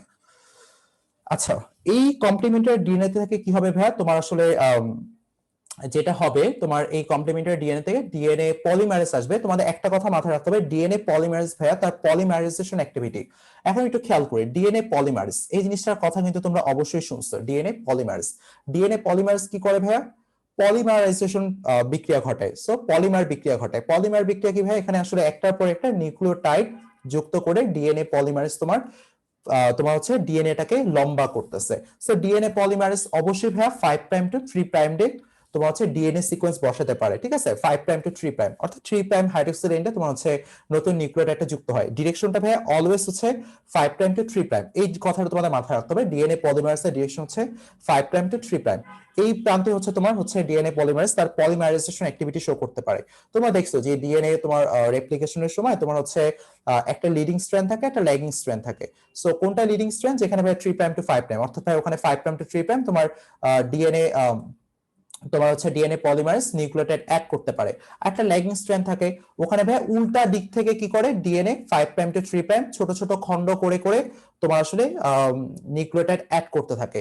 এই যে ভাই উল্টা করে করে তোমার অ্যাড করতেছে, ওখানে ভাই কিন্তু 5 প্রাইম টু 3 প্রাইমে তোমার হচ্ছে ডিএনএ পলিমারেজ কাজ করতেছে। যেহেতু ভাই উল্টা দিকে হইতেছে, ডিএনএ হেলিকেজ যেদিকে যাইতেছে তার উল্টা পাশে এই পলিমারাইজেশন অ্যাক্টিভিটি শো হচ্ছে 5 প্রাইম টু 3 প্রাইম। তাই ভাই এটা আসলে একটু আস্তে আস্তে হয় বা খন্ড খন্ড করে করে হয়। এই খন্ডগুলোকে বলছিলাম আমরা ওকাজাকি খন্ড। আচ্ছা, এটুকু আশা করি, এই বেসিকটুকু আশা করি ক্লিয়ার। এই কমপ্লিমেন্টারি ডিএনএ থেকে ভাইয়া তুমি ডিএনএ পলিমারেজ দিয়ে অবশ্যই তুমি এখানে ডাবল স্ট্র্যান্ডেড ডিএনএ কে প্রকাশ করতে পারবা। তাহলে এই পর্যন্ত আশা করি সবাই ক্লিয়ার। তুমি একটু জানাতো এই পর্যন্ত সবাই বুঝছে কিনা। এখন আরেকটা বিষয়, একটু তোমাদের স্ক্যাটার্ড লাগতে পারে কনসেপ্ট গুলো, এই কনসেপ্ট গুলো একটু স্ক্যাটার্ড লাগতে পারে, বাট হচ্ছে আশা করি কিছুক্ষণের মধ্যে ক্লিয়ার হয়ে যাবে যেগুলো কোথায় কাজে লাগবে। আরেকটা জিনিস ভাইয়া তোমাদের বুঝতে হবে, সেটা হচ্ছে প্যালিন্ড্রোমিক সিকোয়েন্স। সো প্যালিন্ড্রোমিক সিকোয়েন্স এই কথাটার অর্থ হচ্ছে ভাইয়া, প্যালিন্ড্রোম কি? এই প্যালিন্ড্রোম হচ্ছে আমরা সোজা দিক থেকে পড়ি, সোজা দিক থেকে পড়লে যা হবে উল্টা দিক থেকে পড়ে আসলে ভাইয়া তাই হবে, ঠিক আছে? প্যালিন্ড্রোম মিনস হচ্ছে সোজা, মানে একদম প্রথম থেকে শেষ পর্যন্ত যা পড়বো যে ওয়ার্ডটা দাঁড়াবে, যদি ওয়ার্ডটা উল্টা দিক থেকে পড়ে আসো ভাইয়া একই অর্থে দাঁড়াবে। সো এই প্যালিন্ড্রোমিক সিকোয়েন্স বা ডিএনএ ক্ষেত্রে এরকম প্যালিন্ড্রোমিক সিকোয়েন্স আছে, সেটা নিয়ে আমরা একটু কথা বলি। যেমন ভাইয়া তোমার রেস্ট্রিকশন এনজাইমের কথা শুনছো তোমরা। রেস্ট্রিকশন এনজাইম কি করে ভাইয়া? আসলে রেস্ট্রিকশন এনজাইম হচ্ছে তোমার ডিএনএ কাটার কাজ করে। একটা নির্দিষ্ট তোমার রেকগনিশন সাইট বা রেস্ট্রিকশন সাইটে ভাইয়া ডিএনএ রেস্ট্রিকশন এনজাইম এসে ডিএনএ কাটে। এদেরকে ভাইয়া আণবিক ছুরি বলা হয়, কারণ ডিএনএ কাটতে পারে। তাহলে এই প্যালিন্ড্রোম বা প্যালিন্ড্রোমিক সিকোয়েন্স দেখা যায় রেস্ট্রিকশন এনজাইম গুলো ভাইয়া এই প্যালিন্ড্রোমিক সিকোয়েন্সে কাজ করে। সো ভাইয়া আমি একটু বুঝাই ডিএনএ ক্ষেত্রে প্যালিন্ড্রোমিক সিকোয়েন্সের জিনিসটা কি। সো ভাইয়া দেখো, ইকো আর ওয়ান, এই ইকো আর ওয়ানের যে বিষয়টা ভাইয়া আমরা বলতেছি, ইকো আর ওয়ান এটা ভাইয়া একটা রেস্ট্রিকশন এনজাইম। আচ্ছা, এই রেস্ট্রিকশন এনজাইমের নামকরণটা কিভাবে হলো, এই জিনিসটা তোমাদের একটু বুঝলে তোমাদের জন্য বিষয়টা আয়ত্ত করা একটু সোজা হবে। যেমন ভাইয়া এখানে দেখো ইকো আর ওয়ান নামকরণটা কিভাবে করা হয়েছে। সো তোমরা তো একটু দেখাই, তোমরা একটু কমেন্টে জানাবা সবাই ঠিক মতো বুঝতেছো কিনা। ইকো আর ওয়ান। সো এই যে রেস্ট্রিকশন এনজাইমটা ভাইয়া, এই যে এই ইটা ভাইয়া আসছে হচ্ছে ইস্চেরেশিয়া, এটা জেনাস নেম থাকে ইস্চেরেশিয়া। তোমার হচ্ছে ইস্চেরেশিয়া এই নামটা থেকে আসছে ভাইয়া তোমার মানে এটার ফার্স্ট অ্যালফাবেট, ঠিক আছে? ইস্চেরেশিয়া, ইস্চেরেশিয়া এটা হচ্ছে ফার্স্ট অ্যালফাবেটটা এখানে আসছে। তারপর ভাই এই যে কোলাই, মানে তোমার হচ্ছে স্পেসিস নেম কোলাই। এই কোলার ভাইয়া দুইটা অ্যালফাবেটকে আমি এখানে নিতে হচ্ছে আমাকে, মানে প্রথম যে এই যে আমাদের রেস্ট্রিকশন এনজাইমের যে নামকরণটা তার মধ্যে প্রথম যে অ্যালফাবেটটা সেটা ভাই এই যে জেনাস নেম ইস্চেরেশিয়ার প্রথম একটা অ্যালফাবেট নিতে হবে এখান থেকে ভাই আমাদের একটা অ্যালফাবেটকে নিতে হবে যেটা এখানে, আর কোলার ভাইয়া দুইটা অ্যালফাবেটকে নিতে হবে যেটা হচ্ছে ভাই এইটা, ঠিক আছে? দুইটা অ্যালফাবেটকে নিতে হবে। তাহলে নিলাম ভাইয়া ইকো, এই কথাটা আসলো। তারপর ভাইয়া আর, এই আরটা আসছে ভাইয়া পার্টিকুলার স্ট্রেইন টাইপ থেকে। আসলে একটা ব্যাকটেরিয়ার অনেক ধরনের স্ট্রেইন টাইপ থাকে, অনেক ধরনের স্ট্রেইন থাকে based on the genome sequence. Genome সিকোয়েন্সের উপর বেস করে তোমার কোভিড-19 করোনা ভাইরাসের যে অনেকগুলো স্ট্রেইন পাওয়া গেছে, এরকম ভাইয়া তোমার ইকো আর ওয়ান বা হচ্ছে এই যে ইস্টেরিয়া কোলাই এই ব্যাকটেরিয়ার ভাই অনেকগুলো স্ট্রেইন আছে। সো পার্টিকুলারলি এই স্ট্রেইনটার নাম হচ্ছে RY13। এই পার্টিকুলার স্ট্রেইন টাইপটা ভাই আর দেখে এটা আর আসলো ইকো আর, ঠিক আছে? এখন ওয়ান কোত্থেকে আসলো? এই রোমান নাম্বার ওয়ান। এই রোমান নাম্বার ওয়ানটা ইন্ডিকেট করে ভাইয়া যে হচ্ছে এই ওয়ানটা ইন্ডিকেট করে যে এই পার্টিকুলার স্ট্রেইন থেকে তোমার এই এনজাইমটাই প্রথমে আইসোলেটেড করা হয় বা খুঁজে পাওয়া হয়, ঠিক আছে? এইভাবে ভাই এখানে ওয়ানটা আসতেছে যে এই পার্টিকুলার ব্যাকটেরিয়া থেকে এই এনজাইমটাই প্রথম আইসোলেটেড করা হয়েছে, এই জন্য ভাই এই ওয়ানটা। সো এটা যদি ভাইয়া 2 নাম্বার এনজাইম হতো ইকো R2 হতো, যদি 3 নাম্বার এনজাইম হতো ইকো R3 হতো। সো এই 2টা 1 বা 2 এটা আসে ভাইয়া কত নাম্বার এনজাইম হিসেবে এটাকে ডিসকভার করা হয়েছে ওই পার্টিকুলার স্ট্রেইন থেকে। আচ্ছা, সো আমাদের যদি আরেকটা দেখি, ধরো হিন্ট D3। সো এটার ক্ষেত্রে একটু দেখি হিন্ট D3 নামকরণটা কিভাবে আসতেছে। হিন দেন হচ্ছে D3। আচ্ছা, তোমরা একটু বুঝতেছো কিনা আমাকে জানাও তো, যে এই প্রসেসটা তোমাদের জন্য হয়তো নতুন, এটা হয়তো নামকরণটা তোমাদের শেখানো হয়নি এখন পর্যন্ত। আচ্ছা, তো একটু যদি দেখো বিষয়টা ক্লিয়ার, যেমন এই হিন্টের এইচটা তোমার আসতেছে হিমোফিলাস থেকে, হিমোফিলাস হিমোফিলাস। সো হিমোফিলাসের প্রথম এইচটা আমরা এখানে নিতেছি ভাই হিমোফিলাস, আর এই যে ইনটা আসতেছে ভাই ইনফ্লুয়েঞ্জা থেকে, হিমোফিলাস ইনফ্লুয়েঞ্জা এই পার্টিকুলার ব্যাকটেরিয়া থেকে ভাই আমরা এখানে তোমার যে হিমোফিলাস থেকে এইচ নিতেছি, আর ইনফ্লুয়েঞ্জা থেকে ভাই দুইটা অ্যালফাবেট আইএন, দুইটা অ্যালফাবেট নিচ্ছে। আর ডিটা কি ভাই, এটা আসলে strain type, particular strain type. এটা হচ্ছে ভাই ডিটা হচ্ছে পার্টিকুলার স্ট্রেইন টাইপ। আর এখানে 3 কি ভাই, এখানে 3টা হচ্ছে তোমার কত নাম্বার এনজাইম হিসেবে এটাকে আইসোলেটেড করা হয়েছে। যেমন হিমোফিলাস ইনফ্লুয়েঞ্জা ভাই এটা 3 নাম্বার এনজাইম হিসেবে এটাকে আইসোলেটেড করা হয়, ঠিক আছে, এটা 3 নাম্বার এনজাইম হিসেবে এটাকে আইসোলেটেড করা হয়। আচ্ছা, তুমি একটু জানো তো ভাইয়া সবাই বুঝতেছে কিনা একটু কমেন্ট করো, আমি তো তোমাদের কমেন্ট গুলো দেখি, সবাই ঠিক মতো বুঝতেছো কিনা। আচ্ছা, সো ভাই এইভাবে আসলে এনজাইমের নামকরণটা করা হয়, যে ডিটা হচ্ছে স্ট্রেইন টাইপ আর 3টা হচ্ছে পার্টিকুলার, যে এই স্ট্রেইন থেকে 3 নাম্বার এনজাইম হিসেবে এটাকে আইসোলেটেড করা হয়। আচ্ছা, সো ভাই দেখো এটা হচ্ছে আমরা নামটা বুঝলাম, ইকো R1 বা হিম D3, এরকম অনেকগুলো নাম আছে তোমাদের বইতে, এগুলো মুখস্থ করতে হবে না, বাট তোমরা হচ্ছে পার্টিকুলারলি আশা করি বুঝতে পারবে যে আসলে রেস্ট্রিকশন এনজাইমের নামটা কোত্থেকে আসতেছে। আচ্ছা, সো ভাই দেখো এই প্যালিন্ড্রোম এই ইকো R1 মেইনলি হচ্ছে ভাই এই যে রেস্ট্রিকশন সাইট, এই যে রেস্ট্রিকশন এনজাইম ভাই একটা পার্টিকুলার সাইটে গিয়ে কাজ করে, যাকে বলতেছি ভাই আমরা রেস্ট্রিকশন সাইট, ঠিক আছে, রেস্ট্রিকশন সাইট একটা পার্টিকুলার সাইটে গিয়ে কাজ করে। এবং একই সাথে ভাইয়া এটাকে বলতেছি, এটা রেস্ট্রিকশন সাইট একটা নাম, আর একটা হচ্ছে ভাই রেকগনিশন সাইট, রেকগনিশন সাইট, আর একটা নাম হচ্ছে ভাই রেকগনিশন সাইট। আচ্ছা, এরপর দেখো ভাইয়া এই রেস্ট্রিকশন সাইট বা recognition site most of the time palindromic sequence থাকে সেখানে। সো আমি কি বলতে চাচ্ছি ভাইয়া, তোমরা ধরো এখানে একটা ডিএনএ সিকোয়েন্স আছে 3 prime to 5 prime, GAA then TTC, GAA TTC। আচ্ছা, সো ভাইয়া দেখো এটাকে কেন আমরা প্যালিন্ড্রোমিক সিকোয়েন্স বলতেছি একটু খেয়াল করো, আমরা যখন 3 প্রাইম টু 5 প্রাইম লিখবো, সো অবশ্যই জি এর বিপরীতে থাকবে ভাইয়া তোমার সি, এখানে থাকবে হচ্ছে তোমার তোমার এখানে থাকবে টি, দেন হচ্ছে এখানে থাকবে ভাইয়া টি, দেন এখানে থাকবে হচ্ছে এ, দেন হচ্ছে ভাইয়া এ, দেন হচ্ছে জি। তোমরা বুঝতে পারতেছো জি এর সাথে ভাইয়া তোমার হচ্ছে সি কমপ্লিমেন্টেশনে যাবে, বা তোমার হচ্ছে আর এর সাথে টি যাবে, জি এর সাথে সি ট্রিপল হাইড্রোজেন বন্ডে যাবে, আর এর সাথে এটি হচ্ছে ডাবল হাইড্রোজেন বন্ডে যাবে। সো দেখতে পারতেছো জি এর বিপরীতে সি, এর বিপরীতে টি, এর বিপরীতে টি, টি এর বিপরীতে এ, টি এর বিপরীতে এ, আর সি এর বিপরীতে জি। আচ্ছা, সো ভাই এটাকে কেন আমরা প্যালিন্ড্রোমিক সিকোয়েন্স বলতেছি? সো ভাই দেখো, আচ্ছা প্যালিন্ড্রোমিক সিকোয়েন্স কোনটা হয়, যদি কোনো এটাকে কি হচ্ছে আমরা এই জি এ এ টি টি সি এটাকে যদি আমরা উল্টা পাশ থেকে লিখি, বা ইংলিশের ক্ষেত্রে যে প্যালিন্ড্রোমিক ওয়ার্ড গুলো দেখবা তারা দেখবা সেগুলো উল্টা পাশ থেকে লিখলে তোমার তোমার সেমই হবে, ঠিক আছে, সো এটা সেম হবে, এটা কিন্তু ভাই সেম হচ্ছে না, তাহলে এটাকে কেন প্যালিন্ড্রোমিক সিকোয়েন্স বলতেছে? এই যে জি এ এ টি টি সি, আমি যদি ভাই এটাকে সিটাকে প্রথমে লিখে দেন টি টি এ এ জি, এটাকে তো ভাই আসলে প্যালিন্ড্রোমিক সিকোয়েন্স বলতে পারতেছি না। সো মানে এটা মানে কিভাবে হচ্ছে, এটা প্যালিন্ড্রোমিক সিকোয়েন্স কেমনে হয়? কারণ ইংলিশ অ্যালফাবেটে বা ইংলিশ ওয়ার্ড গুলো যেগুলো প্যালিন্ড্রোমিক ওয়ার্ড দেখবা যে হচ্ছে লাস্ট থেকে যদি অ্যালফাবেট গুলোকে ঘুরায় দাও তোমার হচ্ছে সেম জিনিসে দাঁড় করাচ্ছে, ঠিক আছে, বাট এটা তো হচ্ছে না। এক্ষেত্রে ভাই একটা তোমাকে মাথায় রাখতে হবে একটা ইম্পর্টেন্ট কথা, যে ডিএনএ ভাইয়া ডিএনএ কে অলওয়েজ রিড করতে হয় 5 প্রাইম টু 3 প্রাইম ডিরেকশনে। এই কথাটা তোমরা মাথায় ঢুকায় নাও, ডিএনএ কে রিড করা হয় 5 প্রাইম টু 3 প্রাইম ডিরেকশনে। তোমরা দেখো তুমি যখন এটাকে 5 প্রাইম টু 3 প্রাইম ডিরেকশনে রিড করতেছো তখন প্রথম যেটা আসতেছে জি এ এ টি টি সি, এবং একইভাবে ভাইয়া যখন এটাকে 5 প্রাইম টু 3 প্রাইমে রিড করতেছো তোমার আসতেছে দেখো এই যে জি, এই যে জি, এই যে এ, এই যে এ, এই যে এ, এই যে এ, এই যে টি, এই যে টি, এই যে টি, এই যে টি, এই যে সি, এই যে সি, পুরোপুরি দেখলো না প্যালিন্ড্রোমিক হলো। তুমি এই পাশ থেকে রিড করলে যা পাচ্ছ 5 প্রাইম টু 3 প্রাইম ডিরেকশনে রিড করলে যা পাচ্ছ, এই দিক থেকে তুমি যখন 5 প্রাইম টু 3 প্রাইম ডিরেকশনে রিড করবা তখনও ভাইয়া তুমি এটাই পাচ্ছ, মানে সেম সিকোয়েন্সটাই পাচ্ছ। এটাকেই বলা হচ্ছে ভাইয়া প্যালিন্ড্রোমিক সিকোয়েন্স। তোমাদের বইতে কিছু প্যালিন্ড্রোমিক সিকোয়েন্স আছে, সেই বিষয়টা আমি এখন এক্সপ্লেইন করবো, তোমরা আমাকে একটু জানাতো যে এই বিষয়টা তোমরা একদম ক্লিয়ারলি বুঝছো কিনা, একটু জানাতো সবাই আমাকে।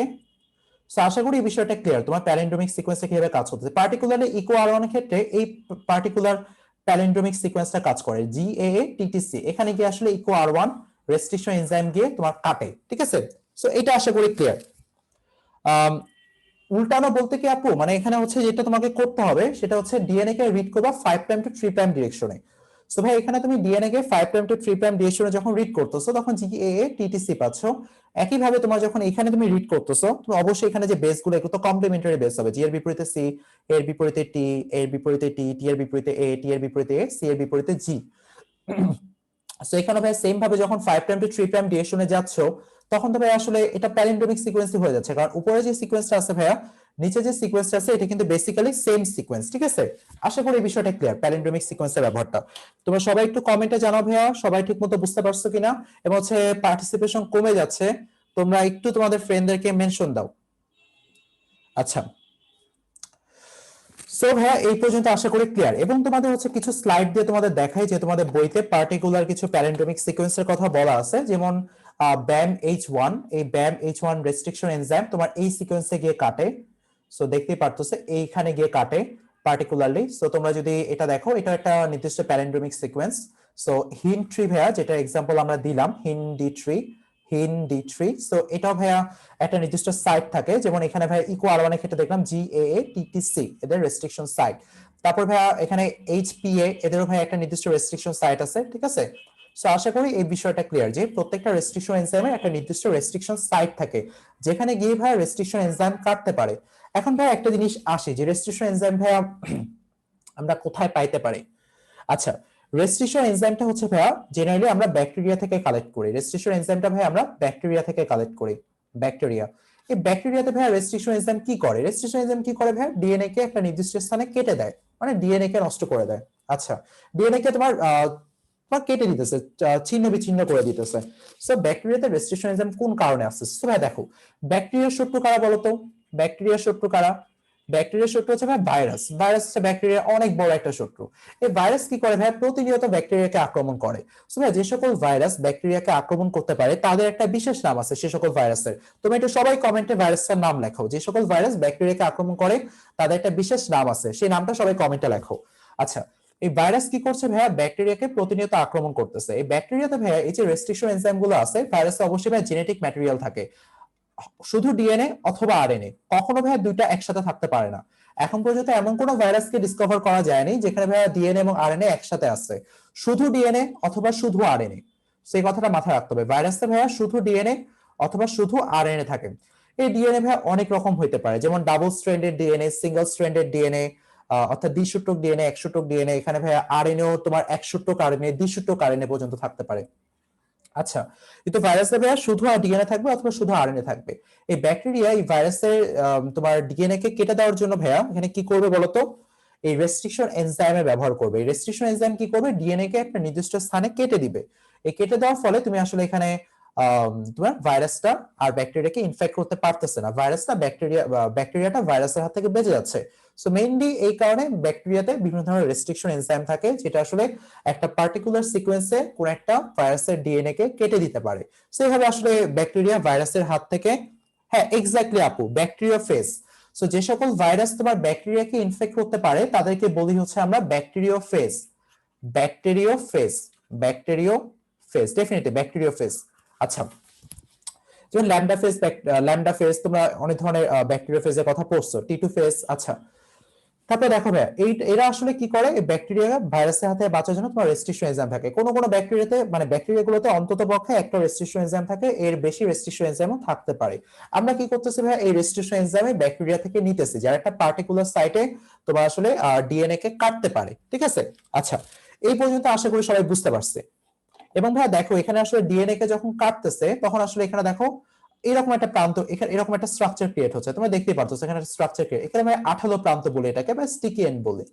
এরকম দুই ধরনের এন্ড আছে, তোমাদের বইতে একটা এন্ডের কথা লিখছে শুধু স্টিকি এন্ড বা আঠালো প্রান্তের কথা লিখছে, একটা প্রান্ত হচ্ছে ব্লান্ট এন্ড। বাট ওইদিকে আমরা না যাই, যেহেতু একদমই তোমরা হচ্ছে তোমাদের জাস্ট ওভারভিউ দেওয়াটাই হচ্ছে এই চ্যাপ্টারের লক্ষ্য, যে জেনেটিক ইঞ্জিনিয়ারিং বা বায়োটেকনোলজি সাবজেক্টটা কত ব্রড এবং এই সাবজেক্ট হচ্ছে কি কি বিষয় নিয়ে স্পেশালি ডিল করা হয়। আচ্ছা, সো ভাইয়া আশা করি এই বিষয়টা বুঝতে পারছি আমরা। আমি হচ্ছে আরো কিছু জিনিস তোমাদের একটু যেমন দেখাই, সেটা হচ্ছে এই যে দেখো, এই স্লাইডটা দেখো ভাইয়া। So, এই স্লাইডে তোমার হচ্ছে পার্টিকুলারলি একটা রেস্ট্রিকশন সাইট আছে, যেখানে ভাই একটা রেস্ট্রিকশন এনজাইম এসে এদের ফসফোডাইএস্টার বন্ডটাকে কেটে দিতেছে, মানে একটা নির্দিষ্ট স্থানে কেটে দিতেছে, মানে একটা কাঁচির মতো, ঠিক আছে? এটাকে বলতেছে আমরা মলিকুলার সিজার বা আণবিক কাঁচি। এটা কেটে দিতে পারে ডিএনএ সিকোয়েন্সকে।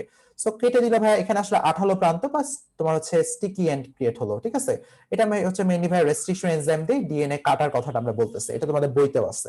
আচ্ছা, সো এই বিষয়টা আশা করি ক্লিয়ার তোমাদের। আমরা জেনেটিক ইঞ্জিনিয়ারিং এখনো শুরু করিনি, আমরা জেনেটিক ইঞ্জিনিয়ারিং বোঝার জন্য যে জিনিসগুলো দরকার সেই জিনিসগুলো নিয়ে কথা বলতেছি। আচ্ছা, সো ভাই আমরা ডিএনএ কে কাটতে পারলাম, রেস্ট্রিকশন এন্ডোনিউক্লিয়াস। আচ্ছা ভাইয়া দেখো, আমরা এটাকে রেস্ট্রিকশন এনজাইম বলতেছি, যে এনজাইমের সাহায্যে সে ডিএনএ কে কাটতে পারে। কখনো হয়তো তোমরা বইতে দেখছো ভাইয়া রেস্ট্রিকশন এন্ডোনিউক্লিয়াস ওয়ার্ডটা, সেই পয়েন্টটা নিয়ে আমি একটু কথা বলি ভাইয়া। এই যে নিউক্লিয়াস, এই নিউক্লিয়াস ভাইয়া দুই রকম হয়, ঠিক আছে? তোমরা একটু কমেন্টে জানাতো ভাইয়া ঠিক মতো বুঝতেছে কিনা। চ্যাপ্টারটা কঠিন আসলে, অনেক বড় একটা চ্যাপ্টার। আমি তোমাদের সাথে একটা ক্লাসে কথা বলতেছি, এই কারণে আসলে আমাকে একটু তাড়াহুড়া করে পড়াতে হচ্ছে। তোমরা একটু আমাকে জানাও এবং তোমাদের ফ্রেন্ডদেরকে মেনশন দাও। এবং একটা জিনিস দেখো ভাইয়া, এই যে তোমার স্টিকি এন্ড বা ব্লান্ট এন্ডের কথা বলতেছি এখানে ভাইয়া, এই যে নিউক্লিয়াস, যারা আসলে ভাইয়া নিউক্লিওটাইড সিকোয়েন্স কে কাটতেছে, নিউক্লিয়াস এস মানে এস এনজাইমের শেষে আমাদের এস থাকে, এবং বেসিক্যালি হচ্ছে নামের সাথে মিল রেখে যেহেতু ভাইয়া এটা আসলে নিউক্লিক অ্যাসিড কে তোমার কেটে দিচ্ছে বা নিউক্লিওটাইড কে কাটতেছে, এই জন্য বেসিক্যালি আমাদেরকে নিউক্লিয়াস বলতেছে। এই নিউক্লিয়াস ভাই আসলে দুই রকমের, একটা হচ্ছে এক্সোনিউক্লিয়াস, একটা হচ্ছে ভাই এন্ডোনিউক্লিয়াস। আর রেস্ট্রিকশন এনজাইম হচ্ছে ভাই এক ধরনের তোমার হচ্ছে এন্ডোনিউক্লিয়াস, এই জন্য ভাই নামটা হচ্ছে রেস্ট্রিকশন এন্ডোনিউক্লিয়াস। Restriction endonuclease. এখন ভাই এক্সো এবং এন্ডোর কাজটা কি?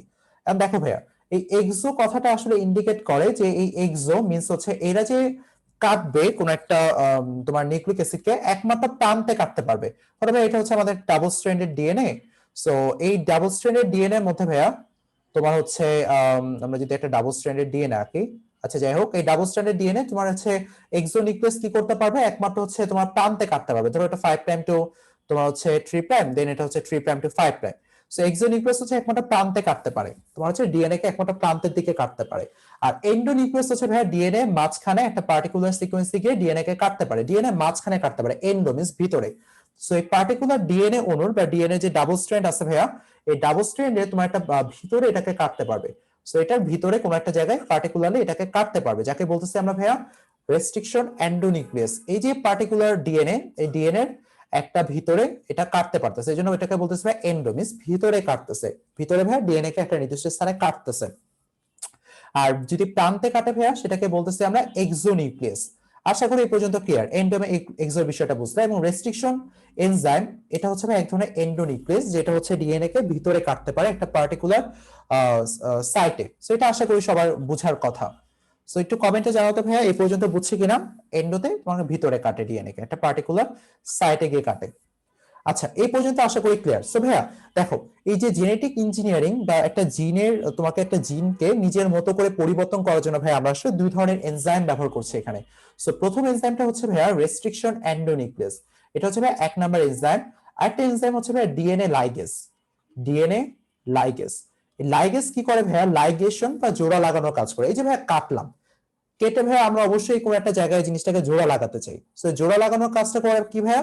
ডিএনএ লাইগেস। তোমাদের ফ্রেন্ডদেরকে মেনশন দিয়ে দাও কমেন্টে। পার্টিসিপেশন অবশ্যই তোমাদেরকে আগে বলা হয়েছে ভাইয়ারা, তোমাদের যদি প্রপার ডেডিকেশন থাকে, পার্টিসিপেশন ভালো হয়, তাহলে অবশ্যই ভাইয়া আমরা এই ক্লাসগুলো কন্টিনিউ করব তোমাদের জন্য। আচ্ছা, সো দেখো ভাইয়া, রেস্ট্রিকশন এন্ডোনিউক্লিয়াসের বিষয়টা আশা করি ক্লিয়ার, যে হচ্ছে এটা ভিতরে কাটতেছে। আর ডিএনএ লাইগেস কি করছে ভাইয়া? ডিএনএ লাইগেস হচ্ছে এই যে কাটা প্রান্তটাকে জোড়া লাগানোর কাজ করে, আঠার মতো কাজ করতেছে। এটা ভাইয়া কাঁচির মতো কাজ করতেছে, কাঁচি যাকে বলতেছে আমরা আণবিক কাঁচি, কারণ এটা একদম মলিকুলার বা আণবিক পর্যায়ে গিয়ে তোমার কাটতেছে। আর এটা ভাইয়া এটা হচ্ছে তোমার আঠার মতো কাজ করতেছে, ঠিক আছে, ডিএনএ লাইগেস। আচ্ছা, এইটুকু বেসিক আশা করি সবার ক্লিয়ার। তাহলে ভাই আমরা জেনেটিক ইঞ্জিনিয়ারিং ইনশাআল্লাহ বুঝতে পারবো। সো আমি একটু তোমাদেরকে ধাপগুলোতে নিয়ে যাই, বা ধাপগুলোতে যাওয়ার আগে আচ্ছা ধাপগুলো আগে একটু এক্সপ্লেন করি। এখন একটা জিনিস বুঝতে হবে ভাইয়া, এই যে জেনেটিক ইঞ্জিনিয়ারিং বলতেছে, এই জেনেটিক ইঞ্জিনিয়ারিংটা পারফর্ম করা হয় ভাইয়া রিকম্বিনেন্ট ডিএনএ টেকনোলজির সাহায্যে। সো এই কথাটা তোমরা একটা মাথায় রেখো যে রিকম্বিনেন্ট ডিএনএ টেকনোলজির সাথে জেনেটিক ইঞ্জিনিয়ারিং এর মধ্যে ডিফারেন্সটা হচ্ছে এই জেনেটিক ইঞ্জিনিয়ারিং বা জীবের যে হচ্ছে তোমার পার্টিকুলার ডিএনএ তে তুমি যে চেঞ্জটা করতেছো, এই অ্যাকশনটা পারফর্ম করা হয় তোমার রিকম্বিনেন্ট ডিএনএ টেকনোলজির সাহায্যে। সো রিকম্বিনেন্ট ডিএনএ টেকনোলজি জিনিসটা কি, নামটাই তোমাকে বলতেছে এখানে যে ডিএনএটা সেখানে ভাই রিকম্বিনেশন হচ্ছে, বা এখানে মাল্টিপল স্পেসিস এর তোমার হচ্ছে ডিএনএ একটা তোমার হচ্ছে কম্বিনেশন হচ্ছে, রিকম্বিনেশন হচ্ছে। শুধুমাত্র ওইটাই না, মাল্টিপল তোমার তোমার স্পেসিস এর মধ্যে রিকম্বিনেশন হচ্ছে। সো ভাই একটু দেখো, প্রথমে আমরা যে কাজটা করব, রিকম্বিনেন্ট ডিএনএ টেকনোলজি বা জেনেটিক ইঞ্জিনিয়ারিং কেন করা হয়। তাহলে ভাই আমাদের হচ্ছে আমাদের যে অগ্নাশয়, সেই অগ্নাশয়ের আইলেস অফ ল্যাঙ্গারহান্স এর বিটা কোষ থেকে ভাই ইনসুলিন ক্ষরণ হয়। আমাদের যে অগ্নাশয়, সেই অগ্নাশয়ের আইলেস অফ ল্যাঙ্গারহান্স এর বিটা কোষ থেকে ইনসুলিন হরমোন ক্ষরণ হয়। এই ইনসুলিন হরমোন কি করে ভাইয়া, রক্তে হচ্ছে গ্লুকোজের পরিমাণটাকে অতিরিক্ত মাত্রায় বাড়তে দেয় না, ঠিক আছে। এখন ভাই ডায়াবেটিস রোগীদের কি হয়, ডায়াবেটিস রোগীদের তোমার ইনসুলিন হরমোন তৈরি হয় না, কিংবা হচ্ছে তোমার অকার্যকর ইনসুলিন হরমোন তৈরি হয়, বা পরিমাণে খুবই কম হয়, যেটা আসলে গ্লুকোজের মাত্রাটাকে নিয়ন্ত্রণ করতে পারে না। এই জন্য আমাদের আর্টিফিশিয়ালি ইনসুলিন দেওয়া দরকার মানুষকে। এখন ভাই আগে একটা সময় তোমার গরুর ইনসুলিন ব্যবহার করা হতো, এগুলো তো হচ্ছে ডেফিনেটলি তোমার হচ্ছে কার্যকারিতা কম হবে, কারণ মানুষের শরীরে গরুর ইনসুলিন ডেফিনেটলি কম হবে। যদি আমরা এমন কিছু একটা করতে পারি যে মানুষের শরীরে যে হচ্ছে আইলেস অফ ল্যাঙ্গারহান্সের বিটা কোষে তোমার যে ধরনের জিন আছে, যেটা পার্টিকুলারলি তোমার হচ্ছে ইনসুলিন তৈরি করতেছে, ওই জিনটাকে আমি যদি আইসোলেট করে অন্য কোথাও একটা জায়গায় যদি জিনটাকে এক্সপ্রেস করে প্রোটিন এক্সপ্রেশন করতে পারি, যেহেতু ইনসুলিন এক ধরনের হরমোন, আর হরমোন ডেফিনেটলি ভাই এক ধরনের প্রোটিন, এনজাইম হরমোন, এগুলো হচ্ছে সবই প্রোটিন, ঠিক আছে। সো এই পার্টিকুলার তোমার জিনটাকে আমরা যদি বিটা কোষ থেকে আলাদা করে নিয়ে একটা আলাদা জায়গায় গ্রো করতে পারি, ডেফিনেটলি ভাই ওখানে যেহেতু তোমার জিনটা আছে, তোমার হচ্ছে ইনসুলিন হরমোন তৈরি হবে, জিন এক্সপ্রেশন হবে, প্রোটিন তৈরি হবে, ইনসুলিন হরমোন তৈরি হবে। সো এই কারণে ভাই আমাদের প্রথমে দরকার কাঙ্ক্ষিত ডিএনএ, যে আসলে আমাদের কোন জিনটা দরকার, বা জিন অফ ইন্টারেস্ট, আমি এটাকে বলতে পারি জিন অফ ইন্টারেস্ট। যেমন ভাই ধরো এই পার্টিকুলার এই জিনিসটা বোঝানোর জন্য আমরা ধরলাম আমাদের জিন অফ ইন্টারেস্ট হচ্ছে বিটা কোষের ইনসুলিন তৈরির জিনটা। সো এটা ভাই আমাদের জিন অফ ইন্টারেস্ট, ওইটাকে আমরা কেটে আনলাম, কি দিয়ে কাটবো, রেস্ট্রিকশন এন্ডোনিউক্লিয়াস এনজাইমের উপস্থিতিতে আমরা সেটাকে কাটলাম। এবং যেই রেস্ট্রিকশন এন্ডোনিউক্লিয়াস দিয়ে কাটলাম, সেটাই হচ্ছে ভাই সেটা, আচ্ছা আমি সেখানে যাচ্ছি। সো ভাই জিন অফ ইন্টারেস্ট বুঝলাম যে আসলে আমাদের কোন জিনটা দরকার। এরপর ভাই একটা বাহক নির্বাচন। সো ভাই দেখো, আমাদের দরকার হচ্ছে ইনসুলিন হরমোন। সেই ইনসুলিন হরমোনটাকে ভাইয়া আমরা এখানে একটা বাহক দরকার, যে বাহকের ভিতরে আমরা ইনসুলিন হরমোনটাকে দিতে পারবো। সো একটু প্রসেসটা দেখো ভাই, এখনো হয়তো তোমাদের ক্লিয়ার হওয়ার কথা না, আমি এক্সপ্লেন করতেছি। সেই বাহকটাকে বলতেছি ভাই ইংলিশে হচ্ছে আমরা ভেক্টর বা ভেহিকেল। এটা হচ্ছে ভেহিকেল বা হচ্ছে তোমার হচ্ছে মালামালবাহী গাড়ির মতো কাজ করতেছে, মালবাহী গাড়ির মতো কাজ করতেছে, যে হচ্ছে তোমার পার্টিকুলার একটা ডিএনএ কে বহন করতেছে, ঠিক আছে। আচ্ছা, আমি বিষয়টা এক্সপ্লেন করতেছি, ভেক্টরের বিষয়টা, যে ভেক্টর কি হবে, কাঙ্ক্ষিত ডিএনএ খন্ড তোমার হচ্ছে বহন করে। সো ভাই দেখো, এই যে ভেক্টর, এই ভেক্টরটাকে কালেক্ট করতেছি বেসিক্যালি আমরা ব্যাকটেরিয়া থেকে। আমরা একই সাথে ভাই ভেক্টরটাকে হচ্ছে ইস্ট থেকেও কালেক্ট করতে পারি। সো আমরা একটা ব্যাকটেরিয়া থেকে এটাকে কালেক্ট করলাম। সো আমি একটু যদি তোমাদের দেখাই ব্যাকটেরিয়ার একটা স্ট্রাকচার, ধরো ভাই এটা একটা পার্টিকুলার ব্যাকটেরিয়া, ব্যাকটেরিয়ার ভিতরে এখানে হচ্ছে তোমার ক্রোমোজোমাল ব্যাকটেরিয়ার যে নিজস্ব জিনোম বা বলতেছে ক্রোমোজোমাল ডিএনএ। সো এই ক্রোমোজোমাল ডিএনএ এর বাইরে ভাইয়া আরেক ধরনের দ্বিসূত্রক একটা গোলাকার ডিএনএ থাকে, বৃত্তাকার ডিএনএ থাকে, এক ধরনের দ্বিসূত্রক বৃত্তাকার বা ডাবল স্ট্র্যান্ডেড বৃত্তাকার ডিএনএ থাকে। এই ডিএনএ কে বলতেছি আমরা এক্সট্রা ক্রোমোজোমাল ডিএনএ। কারণ ক্রোমোজোমের যে ডিএনএ সেটা এটা এটা এখানে আমরা দেখাচ্ছি এই এক্সট্রা ক্রোমোজোমাল ডিএনএ ভাইয়া এই ডিএনএ এর বাইরে, ঠিক আছে, এক্সট্রা ক্রোমোজোমাল। ক্রোমোজোমের ভিতরে দেখা যাচ্ছে ডিএনএ আছে। এছাড়াও সাইটোপ্লাজমের ভিতরে আমাদের এক্সট্রা ক্রোমোজোমাল ডিএনএ আমরা দেখতে পারতেছি। এই যে ভাইয়া এক্সট্রা ক্রোমোজোমাল ডিএনএ, এই এক্সট্রা ক্রোমোজোমাল ডিএনএ কে বলতেছি ভাই আমরা প্লাজমিড। এটা ভাই একটা ভেক্টর হিসেবে কাজ করে, খুবই অনেক বেশি ব্যবহার করা হয় প্লাজমিড। আচ্ছা, সো এই প্লাজমিডকে আমরা এখানে ভেক্টর হিসেবে ব্যবহার করতে পারি, ঠিক আছে। এক্সট্রা ক্রোমোজোমাল ডিএনএ, ব্যাকটেরিয়ার বা দ্বিসূত্রক ডিএনএ, প্লাজমিডের অনেক ধরনের বৈশিষ্ট্য আছে। সো প্লাজমিড হচ্ছে তিন ধরনের প্লাজমিড বেসিক্যালি আমরা দেখতে পারি। সো আমি একটু সাথে সাথে বিষয়গুলো এক্সপ্লেন করে যাচ্ছি। নাম্বার ওয়ান হচ্ছে ভাইয়া এফ এবং F not plasmid. So F এবং এফ নট প্লাজমিড কি করে ভাইয়া, এফ এবং এফ নট প্লাজমিডের কাজটা হচ্ছে তোমার এক ব্যাকটেরিয়া থেকে আরেক ব্যাকটেরিয়াতে জেনেটিক ইনফরমেশন গুলোকে ট্রান্সফার করে দেওয়া। সো মেইনলি হচ্ছে ভাইয়া এরা জেনেটিক ইনফরমেশন ট্রান্সফারের কাজটা করে। এফ এবং এফ নট প্লাজমিড হচ্ছে জেনেটিক ইনফরমেশনের কাজটা করে। এবং একই সাথে ভাই এরা আসলে ব্যাকটেরিয়ার শরীরে পিলি তৈরি করে, পিলি ভাইয়া যৌন জননে পার্টিসিপেট করে ইনফরমেশন। সো এরা একই সাথে ভাইয়া পিলি তৈরি করে ব্যাকটেরিয়ার দেহে, যারা ভাইয়া যৌন জননে পার্টিসিপেট করে।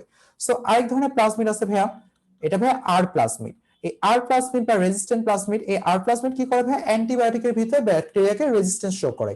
তোমরা তো জানো ভাই যে অ্যান্টিবায়োটিক কি জন্য নেওয়া হয়, তুমি একটু জানো তো যে অ্যান্টিবায়োটিক আমরা কি কারণে নেই, দেখি তুমি একটু জানাও যে অ্যান্টিবায়োটিক আসলে আমাদের কখন লাগে। এই আর প্লাজমিড কি করে ভাইয়া, এই আর প্লাজমিড হচ্ছে তোমার অ্যান্টিবায়োটিকের বিরুদ্ধে প্রতিরোধ শো করে বা রেজিস্ট্যান্স শো করে, অ্যান্টিবায়োটিক রেজিস্ট্যান্স শো করে। এই আর প্লাজমিড অ্যান্টিবায়োটিক রেজিস্ট্যান্স শো করে। আমি একটু তোমার কমেন্ট দেখতে পাচ্ছি অ্যান্টিবায়োটিক আসলে কি কাজ করে, অ্যান্টিবায়োটিক রেজিস্ট্যান্স শো করে। এবং একই সাথে ভাইয়া তোমার আরেকটা প্লাজমিড হচ্ছে বিশেষ ধরনের প্লাজমিড, কোল প্লাজমিড। সো তোমরা এটা একটু মনে রাখতে পারো, এফ এবং এফ নট প্লাজমিড, আর প্লাজমিড হচ্ছে কোল প্লাজমিড। সো কোল প্লাজমিডটা কি করে ভাইয়া, সো কোল প্লাজমিডটা হচ্ছে তোমার কোলিসিন তৈরি করে, কোলিসিন তৈরি করে। কোল প্লাজমিড কোলিসিন নামক প্রোটিন তৈরি করে।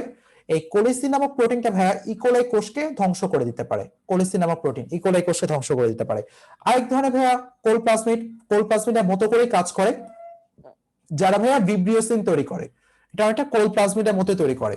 আচ্ছা, যাকে বলতেছে ভাইয়া ভিব্রিওসিন, এই ভিব্রিওসিন কি করে ভাইয়া, এই ভিব্রিওসিন হচ্ছে তোমার এক্স্যাক্টলি আর্থি আপু হচ্ছে তুমি অ্যান্সার দিয়েছো সঠিক, যে অ্যান্টিবায়োটিক মেইনলি হচ্ছে ভাই আমরা ব্যাকটেরিয়াকে কিল করার জন্য ব্যবহার করি, ব্যাকটেরিয়াকে মেরে ফেলার জন্য ব্যবহার করি। সো আমাদের হচ্ছে ব্যাকটেরিয়াল ইনফেকশন খুবই কমন ঘটনা, এবং তখন হচ্ছে ডাক্তার আমাদের অ্যান্টিবায়োটিক দেন। কিন্তু এখানে একটা কথা তোমাদের অবশ্যই মাথায় রাখতে হবে যে ডাক্তার যে কয়দিন আমাদের অ্যান্টিবায়োটিক দেন, ধরো 5 দিন কি 7 দিন বা 10 দিন, যে কয়দিনের অ্যান্টিবায়োটিক কোর্স দেন, অবশ্যই ভাই আমাদের সেই কোর্সটা কমপ্লিট করতে হবে। এটা তোমাদের একটা জেনারেল এডুকেশন টাইপের, যে অবশ্যই অ্যান্টিবায়োটিক কোর্সটা কমপ্লিট করতে হবে। যদি প্রপারলি কমপ্লিট না করো তাহলে ভাই কি ধরনের প্রবলেম হতে পারে। তোমার দেখো যে ব্যাকটেরিয়া যে অ্যান্টিবায়োটিক দেয়া হচ্ছে, তোমার দেখা যাবে ধরো 5 দিনের কোর্স বা 7 দিনের কোর্স, তুমি ধরো 2 দিনে সুস্থ হয়ে গেলা বা 3 দিনে সুস্থ হয়ে গেলা, তুমি আর অ্যান্টিবায়োটিক নিলা না। এতে কি হবে ভাইয়া, ওই যে 2 দিনে সুস্থ হয়ে গেলা তার কারণ হচ্ছে বেশিরভাগ ব্যাকটেরিয়া ওই অ্যান্টিবায়োটিকের কারণে মারা গেছে। ওই 2 দিন পরে ভাই কিছু পরিমাণ ব্যাকটেরিয়া বেঁচে ছিল তোমার শরীরে। সো ভাই ওরা তো জানে যে ওই অ্যান্টিবায়োটিকটার বিরুদ্ধে এখন তারা কি করবে ভাই, রেজিস্ট্যান্স শো করে ফেলবে, নিজেদের মধ্যে মিউটেশন আনবে, নিজেদের জেনেটিক কোডে পরিবর্তন আনবে। সো মিউটেশন আনলেও তখন ওই ব্যাকটেরিয়া পরবর্তীতে ওই অ্যান্টিবায়োটিক দিয়ে মারা যাবে না। সো এই কারণে ভাইয়া তোমাদের হচ্ছে যখন অ্যান্টিবায়োটিক কোর্স দেওয়া হয় তখন অবশ্যই ভাইয়া সেটাকে প্রপারলি কমপ্লিট করবে, নাহলে ভাইয়া এই ধরনের প্রবলেম হবে যে ওই পার্টিকুলার ব্যাকটেরিয়ার বিরুদ্ধে ওই অ্যান্টিবায়োটিক ফিউচারে কাজ করবে না, কারণ ওই ব্যাকটেরিয়া তোমার হচ্ছে রেজিস্ট্যান্স শো করে ফেলছে। এই আর প্লাজমিড ভাই ওই অ্যান্টিবায়োটিক রেজিস্ট্যান্স শো করার কাজটা করে, বা অ্যান্টিবায়োটিক বিরুদ্ধে প্রতিরোধ ব্যবস্থা শো করে। সো ভিব্রিওসিন কি করে ভাইয়া, ভিব্রিওসিন হচ্ছে কলেরা বা হচ্ছে কলেরার ব্যাকটেরিয়াকে মেরে ফেলে, কলেরার ব্যাকটেরিয়া। সো এটা আশা করি হচ্ছে তোমাদের আচ্ছা আমি লেখার জায়গা পাচ্ছি না, কলেরা। সো এই ধরনের 3 ধরনের বেসিক্যালি প্লাজমিড আছে। সো প্লাজমিড ভাইয়া ভেক্টর হিসেবে ইউজ করা হয়, শুধু যে ভাইয়া প্লাজমিডই ভেক্টর হিসেবে ব্যবহার করা হয় এরকমও না ভাইয়া। সো প্লাজমিডের পাশাপাশি আমরা হচ্ছে তোমার ইস্ট আর্টিফিশিয়াল ক্রোমোজোম বা হচ্ছে ইস্ট থেকে বা ইস্ট আর্টিফিশিয়াল ক্রোমোজোম বা ইস্ট আর্টিফিশিয়াল ক্রোমোজোম, এগুলোকে ভাই আমরা আসলে ভেক্টর হিসেবে ব্যবহার করতে পারি। এখন ভাই এটার কথা তোমাদের বইতে লেখা নাই, just extra information. East artificial chromosome কখন ইউজ করে, যখন আমাদের একটা বড় পোর্শনের ডিএনএ কে দরকার, বড় ধরনের জিনকে আমরা এখানে তোমার দরকার এক্সপ্রেস করাতে হবে। যদি জিনের সাইজটা অনেক বড় হয় তাহলে ভাই আমরা আসলে ইস্ট আর্টিফিশিয়াল ক্রোমোজোম ইউজ করি। সো অনেক ধরনের ভেক্টর হতে পারে। সো আমাদের বইতে আমরা প্লাজমিডের মধ্যে সীমাবদ্ধ থাকি। সো আমরা প্লাজমিড নিলাম, প্লাজমিডকে তোমার হচ্ছে ব্যাকটেরিয়া থেকে আলাদা করলাম। ব্যাকটেরিয়া থেকে আলাদা করার পর ভাইয়া এই প্লাজমিডকে কি করতেছে, আমরা একটা নির্দিষ্ট স্থানে রেস্ট্রিকশন এনজাইম দিয়ে কাটতেছি। এই প্লাজমিডকে আমরা ভাইয়া একটা নির্দিষ্ট স্থানে তোমার রেস্ট্রিকশন এনজাইম দিয়ে কাটতেছি। আচ্ছা আমরা যদি একটু চিত্রটা আঁকার চেষ্টা করি, রেস্ট্রিকশন এনজাইমকে কাটতেছি, ঠিক আছে। তোমাদের একটু যদি চিত্রটা দেখো তাহলে বুঝতে সুবিধা হবে। ধরো আমরা যদি এই প্রান্তটাকে, এই টার্মিনালটাকে এরকম ভাবে বলি, আচ্ছা এরকম একটা পোর্শন দেয়, একটা পাজেলের মতো। আচ্ছা তারপরে রিমুভ হয়ে যাচ্ছে। সো আমি আরেকবার একটু আঁকার চেষ্টা করি। সেম ভাবে ভাই এই পোর্শনটাকে এইভাবে আঁকলাম, ঠিক আছে। এটাকে ভাই কি করতেছে, আমরা রেস্ট্রিকশন এন্ডোনিউক্লিয়াস দিয়ে ভাই আমরা এটাকে কাটতেছি। যে রেস্ট্রিকশন এন্ডোনিউক্লিয়াস দিয়ে ভাই জিন অফ ইন্টারেস্ট কে কেটে আনছে কিছুক্ষণ আগে, সেই পার্টিকুলার তোমার রেস্ট্রিকশন এন্ডোনিউক্লিয়াস দিয়ে ভাই এইটাকে কাটতেছে। তাহলে ভাই এটা হচ্ছে আমাদের পার্টিকুলার জিন অফ ইন্টারেস্ট, ঠিক আছে। এটা ধরো ভাই আমাদের পার্টিকুলার তোমার হচ্ছে জিন অফ ইন্টারেস্ট, পার্টিকুলার জিন অফ ইন্টারেস্ট। আচ্ছা সো এটা ভাই আমাদের পার্টিকুলার জিন অফ ইন্টারেস্ট। সো এটাকে ভাই আমরা কি করতেছি, এখানে আসলে স্থাপন করতেছি। যেমন ভাই এটা আমরা বিটা কোষ থেকে কালেক্ট করতে পারি। সো এটা যদি ভাই আমরা এখানে দেই, অর্থাৎ এই প্লাজমিডের মধ্যে দেই, যেটা ভেক্টর হিসেবে ব্যবহার করতেছি। সো এটাকে আমরা এইভাবে দেখাতে পারি, এটাকে আমরা এইভাবে দেখাতে পারি পার্টিকুলার জিন অফ ইন্টারেস্ট। আচ্ছা এটাকে আমরা এইভাবে শো করলাম। সো দেখো তুমি কি করতেছো এখানে পার্টিকুলার জিন অফ ইন্টারেস্টকে তুমি প্লাজমিডে স্থাপন করতেছো বা ভেক্টরে দিচ্ছ, ঠিক আছে, ভেক্টরে দিলা। এখন ভাইয়া তোমার এই ভেক্টরটাকে তুমি কি করবে ভাইয়া, তুমি তো জানো যে ব্যাকটেরিয়া অনেক ফাস্ট গ্রো করতে পারে। এখন ভাই এটাকে আবার ব্যাকটেরিয়াকে তোমাদের ঢুকাতে হবে, এই জিনিসটাকে আবার তোমার ব্যাকটেরিয়ার শরীরে ঢুকাতে হবে। সো ব্যাকটেরিয়ার শরীরে ঢুকাইতে ভাই আমরা আসলে এটাকে সংখ্যা বাড়াতে পারি, বা এটাকে রিকম্বিনেন্ট ডিএনএ যে বিষয়টা আমরা সেখানে আসতেছি। সো ভাই এটাকে হচ্ছে আমরা ব্যাকটেরিয়াতে ঢুকাচ্ছি, এটাকে আবার ব্যাকটেরিয়াতে স্থাপন করতেছি। আমাদের ধরো হচ্ছে একটু different colour this for simplification, যতটুকু আমরা তাড়াতাড়ি করতে পারি।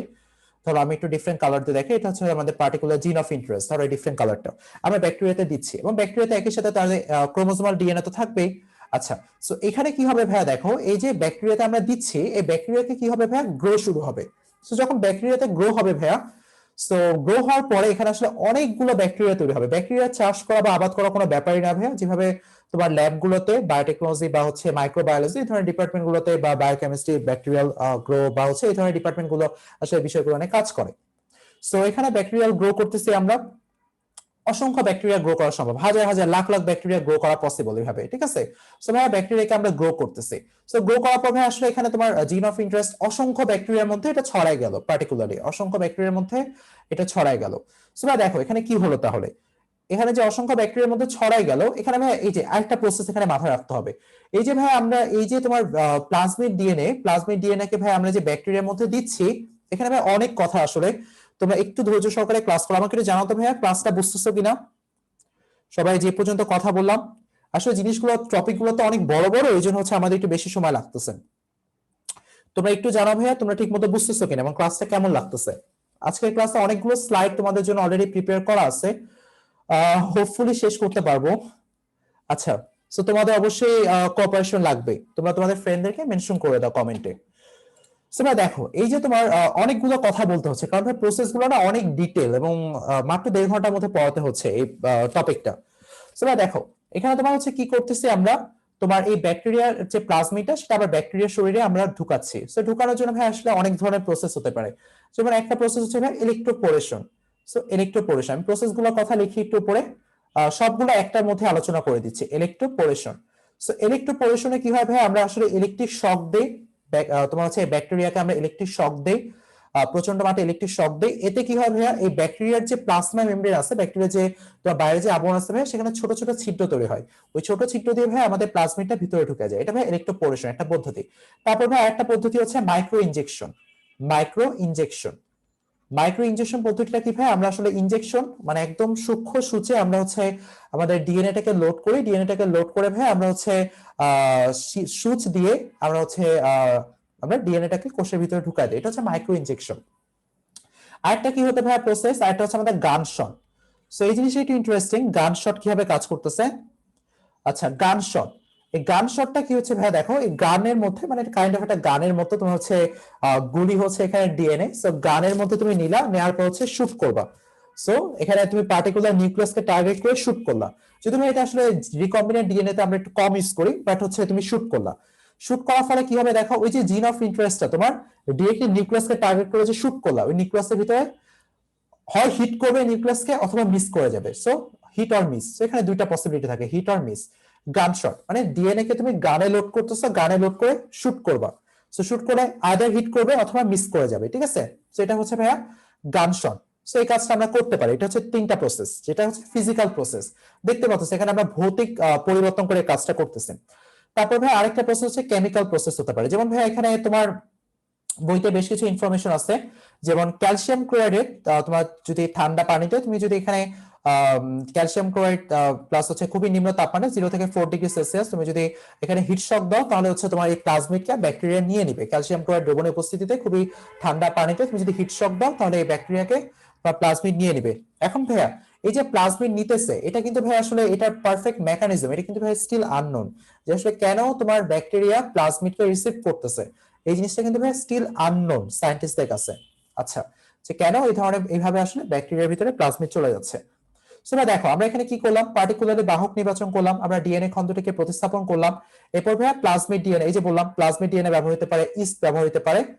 এরপর আমরা কি করলাম ভাইয়া, এই টার্গেট ডিএনএ যেটা আমরা অলরেডি ডিসকাস করে ফেলছি, আমরা জিন অফ ইন্টারেস্টকে কাটলাম এবং একই সাথে বাহক ডিএনএ কে নির্দিষ্ট ওই যে একই রেস্ট্রিকশন এনজাইম দিয়ে কাটবো, উভয়ের ক্ষেত্রে একই রেস্ট্রিকশন এক্সাম। যদি ইকো আর1 হয় তাহলে ইকো আর1 দিয়ে আমি জিন অফ ইন্টারেস্টকে নিয়ে আসবো এবং ইকো আর1 দিয়ে হচ্ছে ভাই আমরা আমাদের প্লাজমিডকে কাটবো। সো কাটার পর আমরা হচ্ছে দেখো এখন যে আমরা এই যে পার্টিকুলারলি এখানে যে ভাই হচ্ছে আমি আমাদের জিন অফ ইন্টারেস্টকে জোড়া লাগালাম, এই জোড়া লাগানোর কাজটা করতেছে কি ভাই ডিএনএ লাইগেস এনজাইম। এই জোড়া লাগানোর কাজটা করতেছে তোমার DNA ligase enzyme. DNA লাইগেস, DNA লাইগেস ভাই আঠার মতো কাজ করে। এই জোড়া লাগানোর কাজটা করতেছে ভাই ডিএনএ লাইগেস এনজাইম। তাহলে ভাই এই যে দেখো তোমার 4 নাম্বার পয়েন্ট, ছেদনকৃত ডিএনএ খণ্ডসমূহ ডিএনএ লাইগেস এনজাইম দ্বারা আমরা সংযুক্ত করলাম।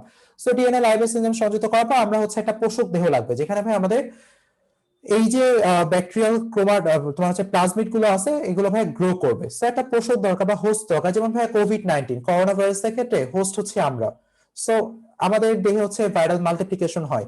সো ডেফিনেটলি ভাই এই প্লাজমিডটা তোমার হচ্ছে সংখ্যা বাড়ানোর জন্য প্লাজমিডের একটা হোস্ট লাগবে। সেই হোস্টটা ডেফিনেটলি হচ্ছে ভাই ইকোলাই বা ইস্টেরিশিয়া কোলাই। আরো ধরনের ভাইরাস হতে ব্যাকটেরিয়া হতে পারে, যেমন ভাইয়া অ্যাগ্রোব্যাকটেরিয়াম টুমিফ্যাসিয়েন্স। সো এটা আরেক ধরনের তোমার ব্যাকটেরিয়া হতে পারে, অ্যাগ্রোব্যাকটেরিয়াম টিউমিফ্যাসিয়েন্স, এটা আমরা ইউজ করতে পারি, টিউমিফ্যাসিয়েন্স। আচ্ছা ভাইরা তোমরা একটু জানাও তো তোমরা ঠিকমতো বুঝতেছো কিনা, অনেকক্ষণ ধরে তোমাদের কোনো কমেন্ট পাই না, তোমরা একটু জানাও তো যে তোমরা বুঝতেছো কিনা ক্লাসটা, তোমরা একটু জানাও বায়োটেকনোলজি বুঝতে পারতেছো কিনা। আচ্ছা সো অ্যাগ্রোব্যাকটেরিয়াম টিউমিফ্যাসিয়েন্স। সো ভাই দেখো আসলে এত হিউজ একটা চ্যাপ্টার, এত হিউজ একটা ব্রাঞ্চ আমি তোমাদের সাথে একটা ক্লাসে শেয়ার করতেছি, একটু তো কষ্ট হবেই তোমাদের। আর যারা হচ্ছে ব্যাচ 22 তাদের জন্য আসলে ক্লাসটা ধারণ করাটা আরো ডিফিকাল্ট হবে, কারণ অনেক কথা বলতেছে। যারা ব্যাচ 21 তারা হয়তো অনেক কিছুর সাথে পরিচিত, অনেকগুলো জিনিস সম্পর্কে জানো। আচ্ছা তাহলে দেখো ভাইয়া আমরা এখানে কি করলাম, ধরো take the example of insulin. Insulin ক্ষেত্রে কি করতেছি ভাই আমরা পার্টিকুলার জিন অফ ইন্টারেস্ট দিয়ে এখানে ভাইয়া ব্যাকটেরিয়াকে হচ্ছে ব্যাকটেরিয়ার ভিতরে প্লাজমিড আসে, অসংখ্য ব্যাকটেরিয়া গ্রো করলো। এখন ভাই তোমরা জানো যে হচ্ছে যেহেতু এই যে প্লাজমিড ডিএনএ বা জিন এরা ভাই এখন এক্সপ্রেস করবে কি এমআরএনএ তৈরি করবে, এমআরএনএ পর প্রোটিন তৈরি করবে, এই প্রোটিনটা ভাই ইনসুলিন তৈরি করবে ডেফিনেটলি। এই যে ইনসুলিন তৈরি করার জন্য যে জিনটা সেটা এখানে প্রেজেন্ট আছে, ধরো আমরা ইনসুলিনের এক্সাম্পল দিচ্ছিলাম, ইনসুলিন তৈরি করার যে জিনটা ভাইয়া সেটা এখানে প্রেজেন্ট আছে, ইনসুলিন তৈরির যে জিনটা প্রেজেন্ট আছে।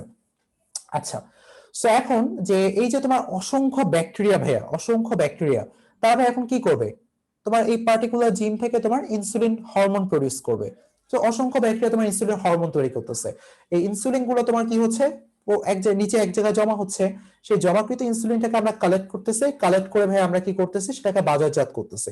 এভাবে কিন্তু আসলে রিকম্বিনেন্ট ডিএনএ টেকনোলজি ব্যবহার করে তোমার মানুষের তৈরি ইনসুলিন তৈরির যে জিনটা সেটাকে ভাই আমরা একটা প্লাজমিডে দিয়ে ইকোলাই প্লাজমিডকে গ্রো করায়, সেখান থেকে ইনসুলিন তৈরির জিনটাকে এক্সপ্রেস করায় ভাই হচ্ছে আমরা আমাদের ইনসুলিন বাজারজাত করতেছে। সো এখানে আসলে এডিশনালি আরো দুই একটা প্রসেস আছে যেটা আসলে এটার সাথে খুব বেশি জড়িত না। যেমন ভাই আমরা এখানে চাইলে এক কাজ করতে পারি, যেমন অ্যাগ্রোব্যাকটেরিয়াম যদি ইউজ করি, অ্যাগ্রোব্যাকটেরিয়াম টিউমিফ্যাসিয়েন্স, এই ব্যাকটেরিয়াটা পার্টিকুলারলি কোন একটা প্ল্যান্টে ক্রাউন গল ডিজিজ তৈরি করে, ক্রাউন গল ডিজিজ ফর্ম করে বা টিউমার তৈরি করে। এই টিউমার প্লাস যেহেতু তৈরি করে ভাইয়া এই টিউমার ইনডিউসিং বলে এটাকে আমরা। সো এই জন্য ভাই এই যে টিউমার ইনডিউসিং প্লাজমিড বা টিআই প্লাজমিড, সো এই যে টিউমার ইনডিউসিং প্লাজমিড থেকে ভাই আসলে তোমার টিআই প্লাজমিডের নামটা আসতেছে, টিউমার ইনডিউসিং প্লাজমিড। সো আসলে এই যে অ্যাগ্রোব্যাকটেরিয়াম টিউমিফ্যাসিয়েন্স এটা বেসিক্যালি হচ্ছে তোমার টিউমার তৈরি করে, টিউমারকে ইনডিউস করে, সেটাকে বলতেছি ভাই আমরা টিউমার ইনডিউসিং প্লাজমিড বা টিআই প্লাজমিড। আচ্ছা সো এই টিআই প্লাজমিড এটা ভাই 6 নাম্বার। সো আমরা টিআই প্লাজমিড কি করতেছি, যে টিআই প্লাজমিড যদি ব্যবহার করি তাহলে তো টিআই প্লাজমিড অবশ্যই অ্যাগ্রোব্যাকটেরিয়াম টিউমিফ্যাসিয়েন্স এর থাকবে। সো আমরা এটাকে প্লাজমিডকে তোমার হচ্ছে অ্যাগ্রোব্যাকটেরিয়ামে স্থাপন করলাম। এই অ্যাগ্রোব্যাকটেরিয়ামে স্থাপন করার পর আমরা হচ্ছে সেটা পার্টিকুলার উদ্ভিদ কোষে আমরা স্থাপন করতে পারি। এটা ভাইয়া তোমার যখন একটাকে এখানে দেখো তোমার এখানে একটা প্রসেস ইনসুলিন তৈরির একটা প্রসেস। ইনসুলিন কি হয় তোমার ওই ব্যাকটেরিয়া থেকে আমরা ইনসুলিনকে আইসোলেটেড করি ভাইয়া, ব্যাকটেরিয়া থেকেই আমরা হচ্ছে ইনসুলিনকে আইসোলেটেড করি ভাইয়া। সো তোমরা একটু জানাও তো ভাইয়া তোমরা বুঝতেছো কিনা ক্লাসটা। একজন ভাইয়া প্রশ্ন করেছে অ্যাগ্রোব্যাকটেরিয়ার কাজটা বুঝি না। আচ্ছা ভাইয়া দেখো অ্যাগ্রোব্যাকটেরিয়াম টিউমিফ্যাসিয়েন্স এটা কি ভাইয়া তৈরি করে, উদ্ভিদে হচ্ছে তোমার ক্রাউন হল ডিজিজ তৈরি করে বা একটা অসুখ তৈরি করে। আচ্ছা এবং এই ক্রাউন হল ডিজিজটা কি আসলে ভাইয়া টিউমার তৈরি হয়, উদ্ভিদের শরীরে টিউমার তৈরি হয়, যেখানে ভাই উদ্ভিদের যদি কোনো একটা অংশ যদি কেটে যায় সেখানে ভাই এই যে অ্যাগ্রোব্যাকটেরিয়াম টিউমিফ্যাসিয়েন্স ব্যাকটেরিয়া ইনফেক্ট করে, সেখানে ভাই আসলে টিউমার তৈরি হয়। এবং এই যে টিউমার তৈরি হয় এই জন্য বলতেছে এটাকে টিউমার ইনডিউসিং, এটা ভাই আসলে টিআই প্লাজমিডের কারণে হচ্ছে। সো এই টিআই প্লাজমিডটাকে কি করতেছে ভাই আমরা আসলে অ্যাগ্রোব্যাকটেরিয়ামে স্থাপন করতেছি। সো এখন কি হবে ভাই পাশাপাশি যদি তুমি একটা প্ল্যান্ট সেল ধরো ভাই এটা একটা প্ল্যান্ট সেল, এবং একই সাথে ভাইয়া প্লান্ট সেলে তোমার নিউক্লিয়াস আছে ডেফিনেটলি, এবং একই সাথে ভাইয়া এখানে হচ্ছে একটা অ্যাগ্রোব্যাকটেরিয়াম টিউমিফেসিয়াস, একটা ব্যাকটেরিয়াল সেল, ঠিক আছে। সো তুমি এখানে টিআই প্লাজমিড স্থাপন করে ফেলো তোমার কাঙ্ক্ষিত জিন সহ। এখানে ভাই তোমার কাঙ্ক্ষিত জিনটা আছে, এই ধরো এখানে কাঙ্ক্ষিত জিনটা আছে। সো তুমি এটাকে স্থাপন করলে, এটা ধরো এক্সট্রা তোমার ক্রোমোসোমাল ডিএনএ, আর এটা হচ্ছে তোমার প্লাজমিড। সো এখানে কি হবে ভাইয়া দেখো, এদের মধ্যে আসলে একটা কনজুগেশন নালী তৈরি হবে। সো এদের মধ্যে একটা কনজুগেশন নালী তৈরি হবে, কনজুগেশন নালী তৈরি হয়ে তোমার পার্টিকুলার জিন অফ ইন্টারেস্ট কে তোমার আসলে এই তোমার প্ল্যান্ট সেলের মধ্যে দিয়ে দিবে। সো এখানে ভাই একটা কনজুগেশন নালী তৈরি হচ্ছে, কনজুগেশন নালী, কনজুগেশন নালী তৈরি হচ্ছে, নালীতে ভাইয়া এই পার্টিকুলার জিন অফ ইন্টারেস্টটা ভাইয়া তোমার প্ল্যান্ট সেলের মধ্যে প্রবেশ করবে, প্ল্যান্ট সেলে প্রবেশ করে তার নিউক্লিয়াসের ভিতরে ঢুকে তার জেনেটিক ম্যাটেরিয়াল বা ক্রোমোসোমের সাথে ইন্টিগ্রেটেড হয়ে যাবে। সো পার্টিকুলারলি এই জিন অফ ইন্টারেস্টটা, সো এটা কিন্তু ভাই রিকম্বিনেন্ট ডিএনএ, যেটা ভাই আমরা হচ্ছে কাঙ্ক্ষিত ডিএনএ কে ইনসার্ট করে তৈরি করছি। এইভাবে ভাই আমরা হচ্ছে প্ল্যান্ট সেলের মধ্যে বিষয়টাকে মানে তোমার হচ্ছে এক্সপোজ করতে পারি, ঠিক আছে ভাই। এটা দিয়ে আমরা প্ল্যান্ট সেলে কাজটা করতে পারি, বাট হিউম্যান সেলের মধ্যে আমরা আসলে ব্যাকটেরিয়াতে সীমাবদ্ধ থাকে। ব্যাকটেরিয়া থেকে আমরা ইনসুলিন তৈরি হয়, ওই ইনসুলিনটাকে আলাদা করে আমরা হচ্ছে বাজারজাত করি, তারপর ভাই ইনজেকশনের মাধ্যমে আমরা এক্সট্রা ইনসুলিন নেই। কিন্তু ভাইয়া এই কাজটা যদি আমরা প্ল্যান্ট সেলের ক্ষেত্রে করতাম, তোমার হচ্ছে এই অ্যাগ্রোব্যাকটেরিয়াম টিউমিফেসিয়ান্স, সেখানে আমরা রিকম্বিনেন্ট ডিএনএ প্রবেশ করানোর পর সেটাকে প্ল্যান্ট সেলের কাছে আনলে তোমার এরকম কনজুগেশন নালী তৈরি হবে, যেখান দিয়ে ভাইয়া জিন অফ ইন্টারেস্টটা তোমার এখান থেকে তোমার প্ল্যান্টের যে তোমার পার্টিকুলার নিউক্লিয়াসের ভিতরে তোমার ক্রোমোসোমের ভিতরে ঢুকে ইন্টিগ্রেটেড হয়ে যাবে জিন অফ ইন্টারেস্টটা। সো এইভাবে আসলে তোমার এই যে ভাইয়া কাঙ্ক্ষিত উদ্ভিদ কোষে কাঙ্ক্ষিত জিনকে অ্যাগ্রোব্যাকটেরিয়াম দিয়ে স্থানান্তর করানো, মানে এই কাজটা এইভাবেই হচ্ছে আসলে। মানে তুমি যখন প্ল্যান্ট সেলের কাছে অ্যাগ্রোব্যাকটেরিয়াম দিয়ে ইনফেক্ট করতেছো, তখন পার্টিকুলারলি এইভাবে তোমার কাঙ্ক্ষিত জিনটা তোমার প্ল্যান্ট সেলে চলে যাচ্ছে। সো এইটাই হচ্ছে মেইনলি ভাই রিকম্বিনেন্ট ডিএনএ। এখানে ভাই তাহলে কি হলো দেখো, তুমি কিন্তু জীবের জিনোমকে চেঞ্জ করলা, মানে তুমি আসলে জিনকে কেটে আনলা, পার্টিকুলার ডিএনএ সিকোয়েন্সকে কেটে আনলা, ডিএনএ সিকোয়েন্সকে কেটে এনে আরেক জায়গায় ডিএনএ কে বসাচ্ছে, এটা কিন্তু জেনেটিক ইঞ্জিনিয়ারিং বা জিনোম সিকোয়েন্সে ভাই এখানে চেঞ্জটা আনতেছো। সো অনেক কিছু বললাম ভাই এই প্রসেসের মাধ্যমে, আশা করি বিষয়টা ক্লিয়ার। আমি একটু ধরো এখানে এই প্রসেসটা এখানে তোমাদের সাথে একটু ডিসকাস করে নিই। এটা হচ্ছে ভাইয়া তোমার ব্যাকটেরিয়াল ক্রোমোসোম, ব্যাকটেরিয়াল ক্রোমোসোম এটা হচ্ছে ভাইয়া প্লাজমিড, যেটাকে বলতেছে আমরা এক্সট্রা ক্রোমোসোমাল ডিএনএ প্লাজমিড। এটা ভাইয়া সেলফ রেপ্লিকেটরি, বা এটা নিজে নিজে ভাইয়া রেপ্লিকেশন করতে পারে। আর এরপর হচ্ছে ভাইয়া এখানে তোমার কি হবে ভাইয়া, এখানে হচ্ছে তোমার আরো বেশ কিছু প্রপার্টি থাকবে। তোমার হচ্ছে প্লাজমিডের ক্ষেত্রে তোমার ডাবল স্ট্র্যান্ডেড হতে হবে অবশ্যই। আচ্ছা, এখানে আরেকটা বিষয় তোমাদের একটু বলি, এই যে ভাই ইলেকট্রোপোরেশন করে বা হচ্ছে মাইক্রো ইনজেকশন বা গান শট এর মাধ্যমে আমি যে হচ্ছে ভাই একটা পার্টিকুলার রিকম্বিনেন্ট ডিএনএ কে কোষে ঢুকাচ্ছি, এখন দেখো ভাইয়া এই যে ঢুকানোর কাজটা, এটা কিন্তু ভাইয়া সব ব্যাকটেরিয়া নিবে না। 1 মিলিয়ন মানে প্রতি 10 লাখে আনুমানিক একটা ব্যাকটেরিয়া এরকম রিকম্বিনেন্ট প্লাজমিড ডিএনএ কে নেয়। আসলে ব্যাকটেরিয়া অসংখ্য থাকে, 1 লক্ষ ব্যাকটেরিয়া দেখে মনে হচ্ছে হাই হাই অনেক বেশি, না ভাইয়া, ব্যাকটেরিয়া আসলে অনেক থাকে, এখানে কোটি কোটি ব্যাকটেরিয়া গ্রো হয়, ঠিক আছে। সো 1 লক্ষ ব্যাকটেরিয়ার মধ্যে একটা ব্যাকটেরিয়া তোমার এরকম রিকম্বিনেন্ট প্লাজমিড নেয়। সো আসলে আমরা এখানে পার্টিকুলারলি কোন ব্যাকটেরিয়ার মধ্যে রিকম্বিনেন্ট প্লাজমিড ঢুকছে, কোনটার মধ্যে ঢুকে নাই, সেটা ভাই আমরা কিভাবে আলাদা করতে পারি সে বিষয়টা নিয়ে একটু কথা বলি তোমার সাথে। তোমরা দেখো এখানে তোমরা এক কাজ করতে পারবা, এখানে হচ্ছে এই যে পার্টিকুলার তুমি জিন অফ ইন্টারেস্ট, এই জিন অফ ইন্টারেস্টের সাথে ভাই আমরা এখানে আরো ধরো 2-3টা অ্যান্টিবায়োটিক দিয়ে দিই। সেই অ্যান্টিবায়োটিকটা হতে পারে ভাইয়া অ্যামফিসিলিন বা টেট্রাসাইক্লিন, আমাদের অ্যামফিসিলিন অ্যান্টিবায়োটিক হতে পারে, বা হচ্ছে ভাইয়া টেট্রাসাইক্লিন অ্যান্টিবায়োটিক হতে পারে। এই অ্যান্টিবায়োটিক কি করবে ভাইয়া, আমরা একটু আসি এখানে, টেট্রাসাইক্লিন অ্যান্টিবায়োটিক, অ্যামফিসিলিন বা টেট্রাসাইক্লিন অ্যান্টিবায়োটিক দিয়ে দিচ্ছে প্লাজমিডে, এটাকে আরেক জায়গায় কেটে আমি হচ্ছে এই অ্যান্টিবায়োটিক রেজিস্ট্যান্ট প্রপার্টিটা দিয়ে দিচ্ছি। তাহলে ভাই যে সকল তোমার জিন পার্টিকুলারলি মানে যে সকল ডিএনএ তোমার রিকম্বিনেন্ট ডিএনএ তারা গ্রহণ করবে, ঠিক আছে, তাদের মধ্যে ডেফিনেটলি এই অ্যামফিসিলিন বা টেট্রাসাইক্লিন অ্যান্টিবায়োটিকের বিরুদ্ধে প্রতিরোধ ক্ষমতা থাকবে, যে সকল ব্যাকটেরিয়া তোমার রিকম্বিনেন্ট ডিএনএটাকে গ্রহণ করবে। আর যে সকল ব্যাকটেরিয়া রিকম্বিনেন্ট ডিএনএ কে গ্রহণ করবে না, তাদের মধ্যে অবশ্যই এই অ্যান্টিবায়োটিকের বিরুদ্ধে কোনো রেজিস্ট্যান্স প্রপার্টি থাকবে না। সো ভাই কি হবে দেখো তো, সো তুমি যখন এই অ্যান্টিবায়োটিক রিকম্বিনেন্ট ডিএনএ ব্যাকটেরিয়া গ্রহণ করছে, যে সকল ব্যাকটেরিয়াতে তোমার এই অ্যামফিসিলিন বা টেট্রাসাইক্লিন অ্যান্টিবায়োটিকের বিরুদ্ধে রেজিস্ট্যান্স প্রপার্টি আছে, তুমি যখন এই ব্যাকটেরিয়া এইটাকে তুমি যখন এই মিডিয়ামে গ্রো করবে, অর্থাৎ সেখানে তুমি অ্যান্টিবায়োটিক বা টেট্রাসাইক্লিন অ্যান্টিবায়োটিক দিয়ে দিলা ভাইয়া, তাহলে সেই সকল ব্যাকটেরিয়া যেগুলো আসলে তোমার জেনেটিক্যালি ইঞ্জিনিয়ার্ড হয় নাই, অর্থাৎ রিকম্বিনেন্ট ডিএনএ গ্রহণ করে নাই, সে সকল ব্যাকটেরিয়া ডেফিনেটলি মরে যাবে। এই অ্যান্টিবায়োটিক গুলোর বিরুদ্ধে প্রতিরোধ ক্ষমতা তো সে সকল ব্যাকটেরিয়ার মধ্যে নাই, সো ডেফিনেটলি সে সকল ব্যাকটেরিয়া গুলো মরে যাবে। তাহলে বেঁচে থাকবে কোন ব্যাকটেরিয়া, যে সকল ব্যাকটেরিয়া গুলো ভাইয়া তোমার এই প্লাজমিড ডিএনএ কে গ্রহণ করছে, এই প্লাজমিড গুলোকে গ্রহণ করছে। সো এইভাবে আসলে ভাই আমরা এখানে আইডেন্টিফাই করি যে কোনটা ভাই আসলে প্লাজমিডকে গ্রহণ করছে কোনটা করে নাই। আমরা পার্টিকুলারলি এখানে অ্যামফিসিলিন বা টেট্রাসাইক্লিন রেজিস্ট্যান্স জিন এন্ট্রি করে দিই। এন্ট্রি করে দেওয়ার ফলে আমরা আসলে বুঝতে পারি এটাকে আমরা অ্যামফিসিলিন বা টেট্রাসাইক্লিন মিডিয়ামে গ্রো করি, যেখানে ভাইয়া এটার উপস্থিতিতে যে সকল ব্যাকটেরিয়ার মধ্যে রিকম্বিনেন্ট প্লাজমিড নাই তারা মারা যায়। আর যে সকল ব্যাকটেরিয়া রিকম্বিনেন্ট প্লাজমিড গ্রহণ করছে তারা বেঁচে যায়, কারণ তাদের মধ্যে এই প্রপার্টি আছে। সো এইভাবে আসলে ভাই আমরা পার্টিকুলারলি কোন কোন ব্যাকটেরিয়া তোমার জেনেটিক্যালি ইঞ্জিনিয়ার্ড হয়েছে সেই সকল ব্যাকটেরিয়াকে ভাই আমরা আইসোলেটেড করতে পারি। সবাই একটু জানো ভাইয়া এই জিনিসগুলো সবাই বুঝছো কিনা? আসলে অনেক অ্যাডভান্স কথাবার্তা বা অনেক কমপ্লেক্স জিনিস খুব তাড়াতাড়ি বোঝানো লাগতেছে, তোমরা একটু জানাও তো ভাইয়ারা এই পর্যন্ত সবাই বুঝছে কিনা? সবাই একটু জানাও যে এখন পর্যন্ত কোনো ঝামেলা আছে কিনা। সো ভাইয়ারা এই পর্যন্ত হচ্ছে আমরা অলরেডি কথা বলে ফেললাম। সো এখন দেখো এখানে কি করতেছে, আমরা এই প্রসেসটাকে রিকম্বিনেন্ট ডিএনএ তৈরি যে প্রসেসটা এটা এখানে সংক্ষেপে আছে তোমার এই যে এক্সট্রা ক্রোমোসোমাল প্লাজমিড, এখানে ভাই আমরা কি করতেছি এই যে 18 প্রান্ত ক্রিয়েট করতেছি, এখানে ভাই আমরা জিন অফ ইন্টারেস্ট দিচ্ছি।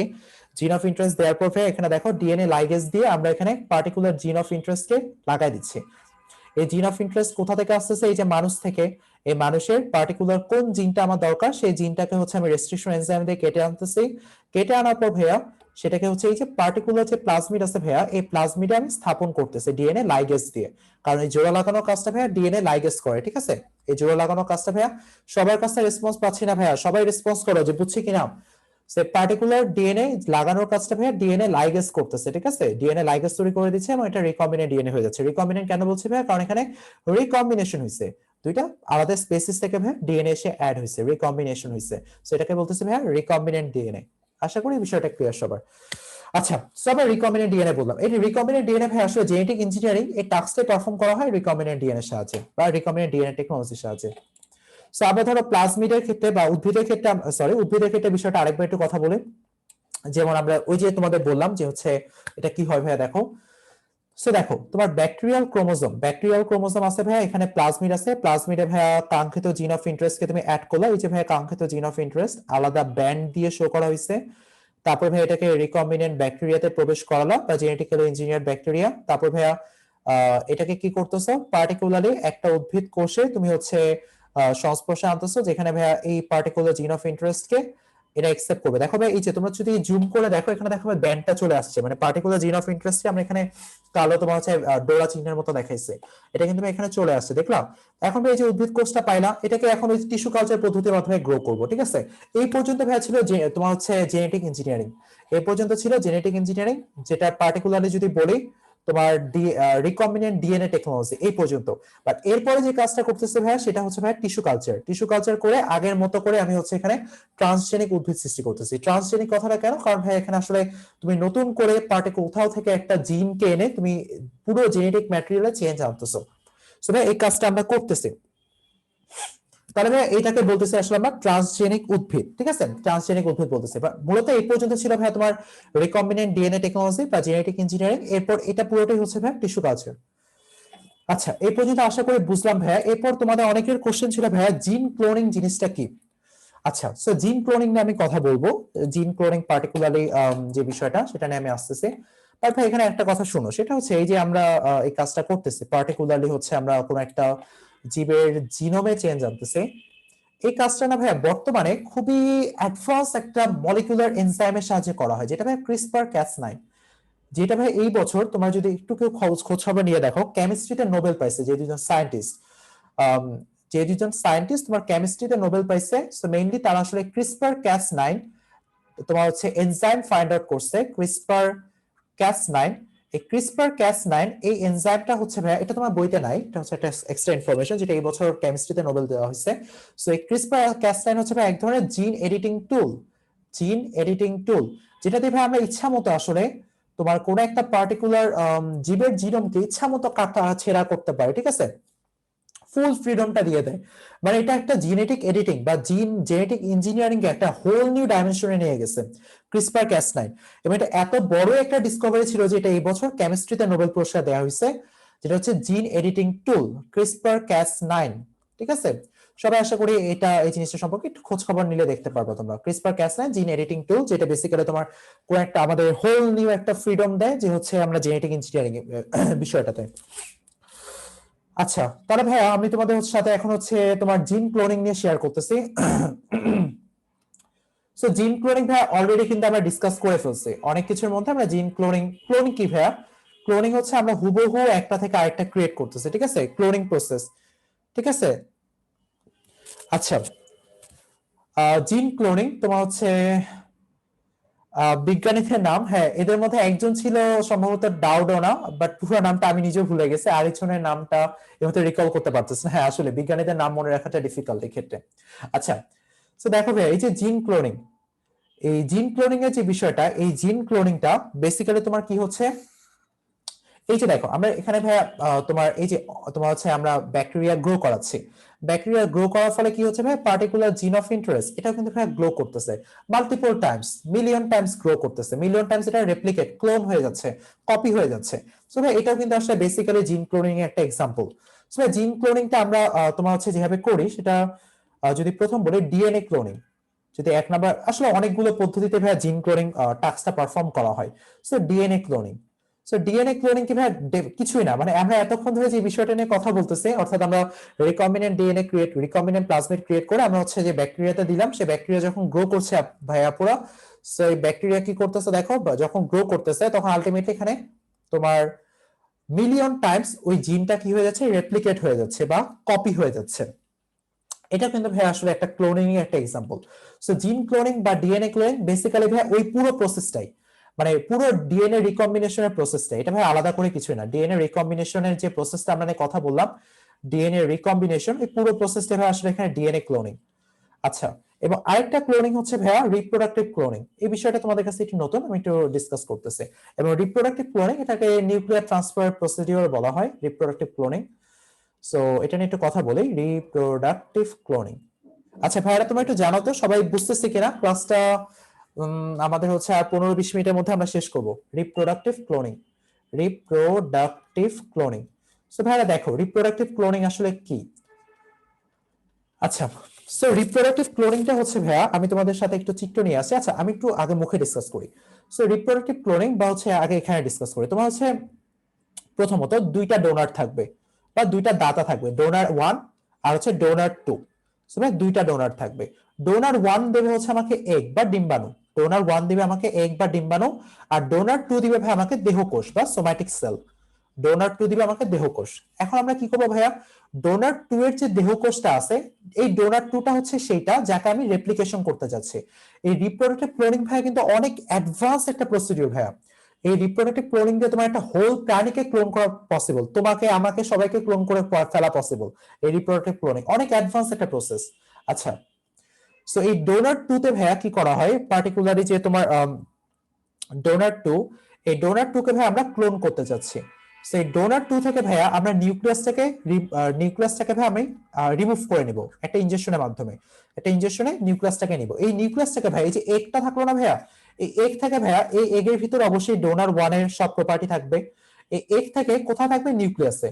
এগ থেকে নিউক্লিয়াসটাকে বের করে বাইরে ফেলায় দিব, এগের নিউক্লিয়াস থাকতে পারবে না। সো এগ থেকে নিউক্লিয়াসটাকে নিয়ে বাইরে ফেলায় দিলাম আমরা। সো ফেলায় দেওয়ার পর এই এগের ভিতরে শুধু থাকতেছে ভাই সাইটোপ্লাজমিক অঙ্গাণুগুলো।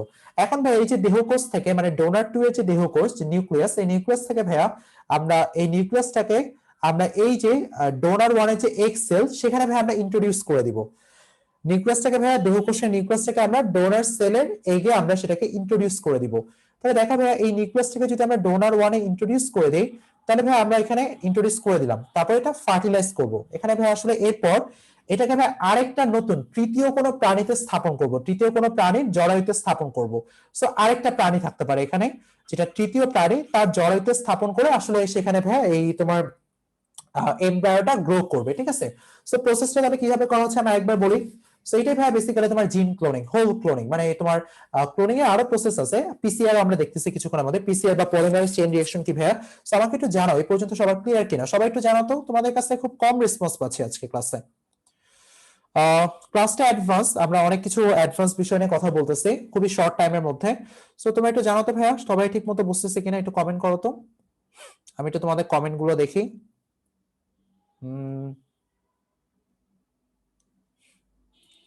আচ্ছা, আমরা জানো যেখানে ছিলাম ভাইয়া, আমরা এই যে এক্সেল থেকে কি করতেছি ভাইয়া, নিউক্লিয়াসটাকে বাইরে মানে রিমুভ করে দিচ্ছি, টোটালি এক্সেলের নিউক্লিয়াসটাকে রিমুভ করে দিচ্ছি, এবং দেহকোষ থেকে ভাইয়া আমরা নিউক্লিয়াসটাকে আনতেছি, কারণ নিউক্লিয়াসের ভিতরে তো ভাইয়া সমস্ত প্রপার্টি থাকে।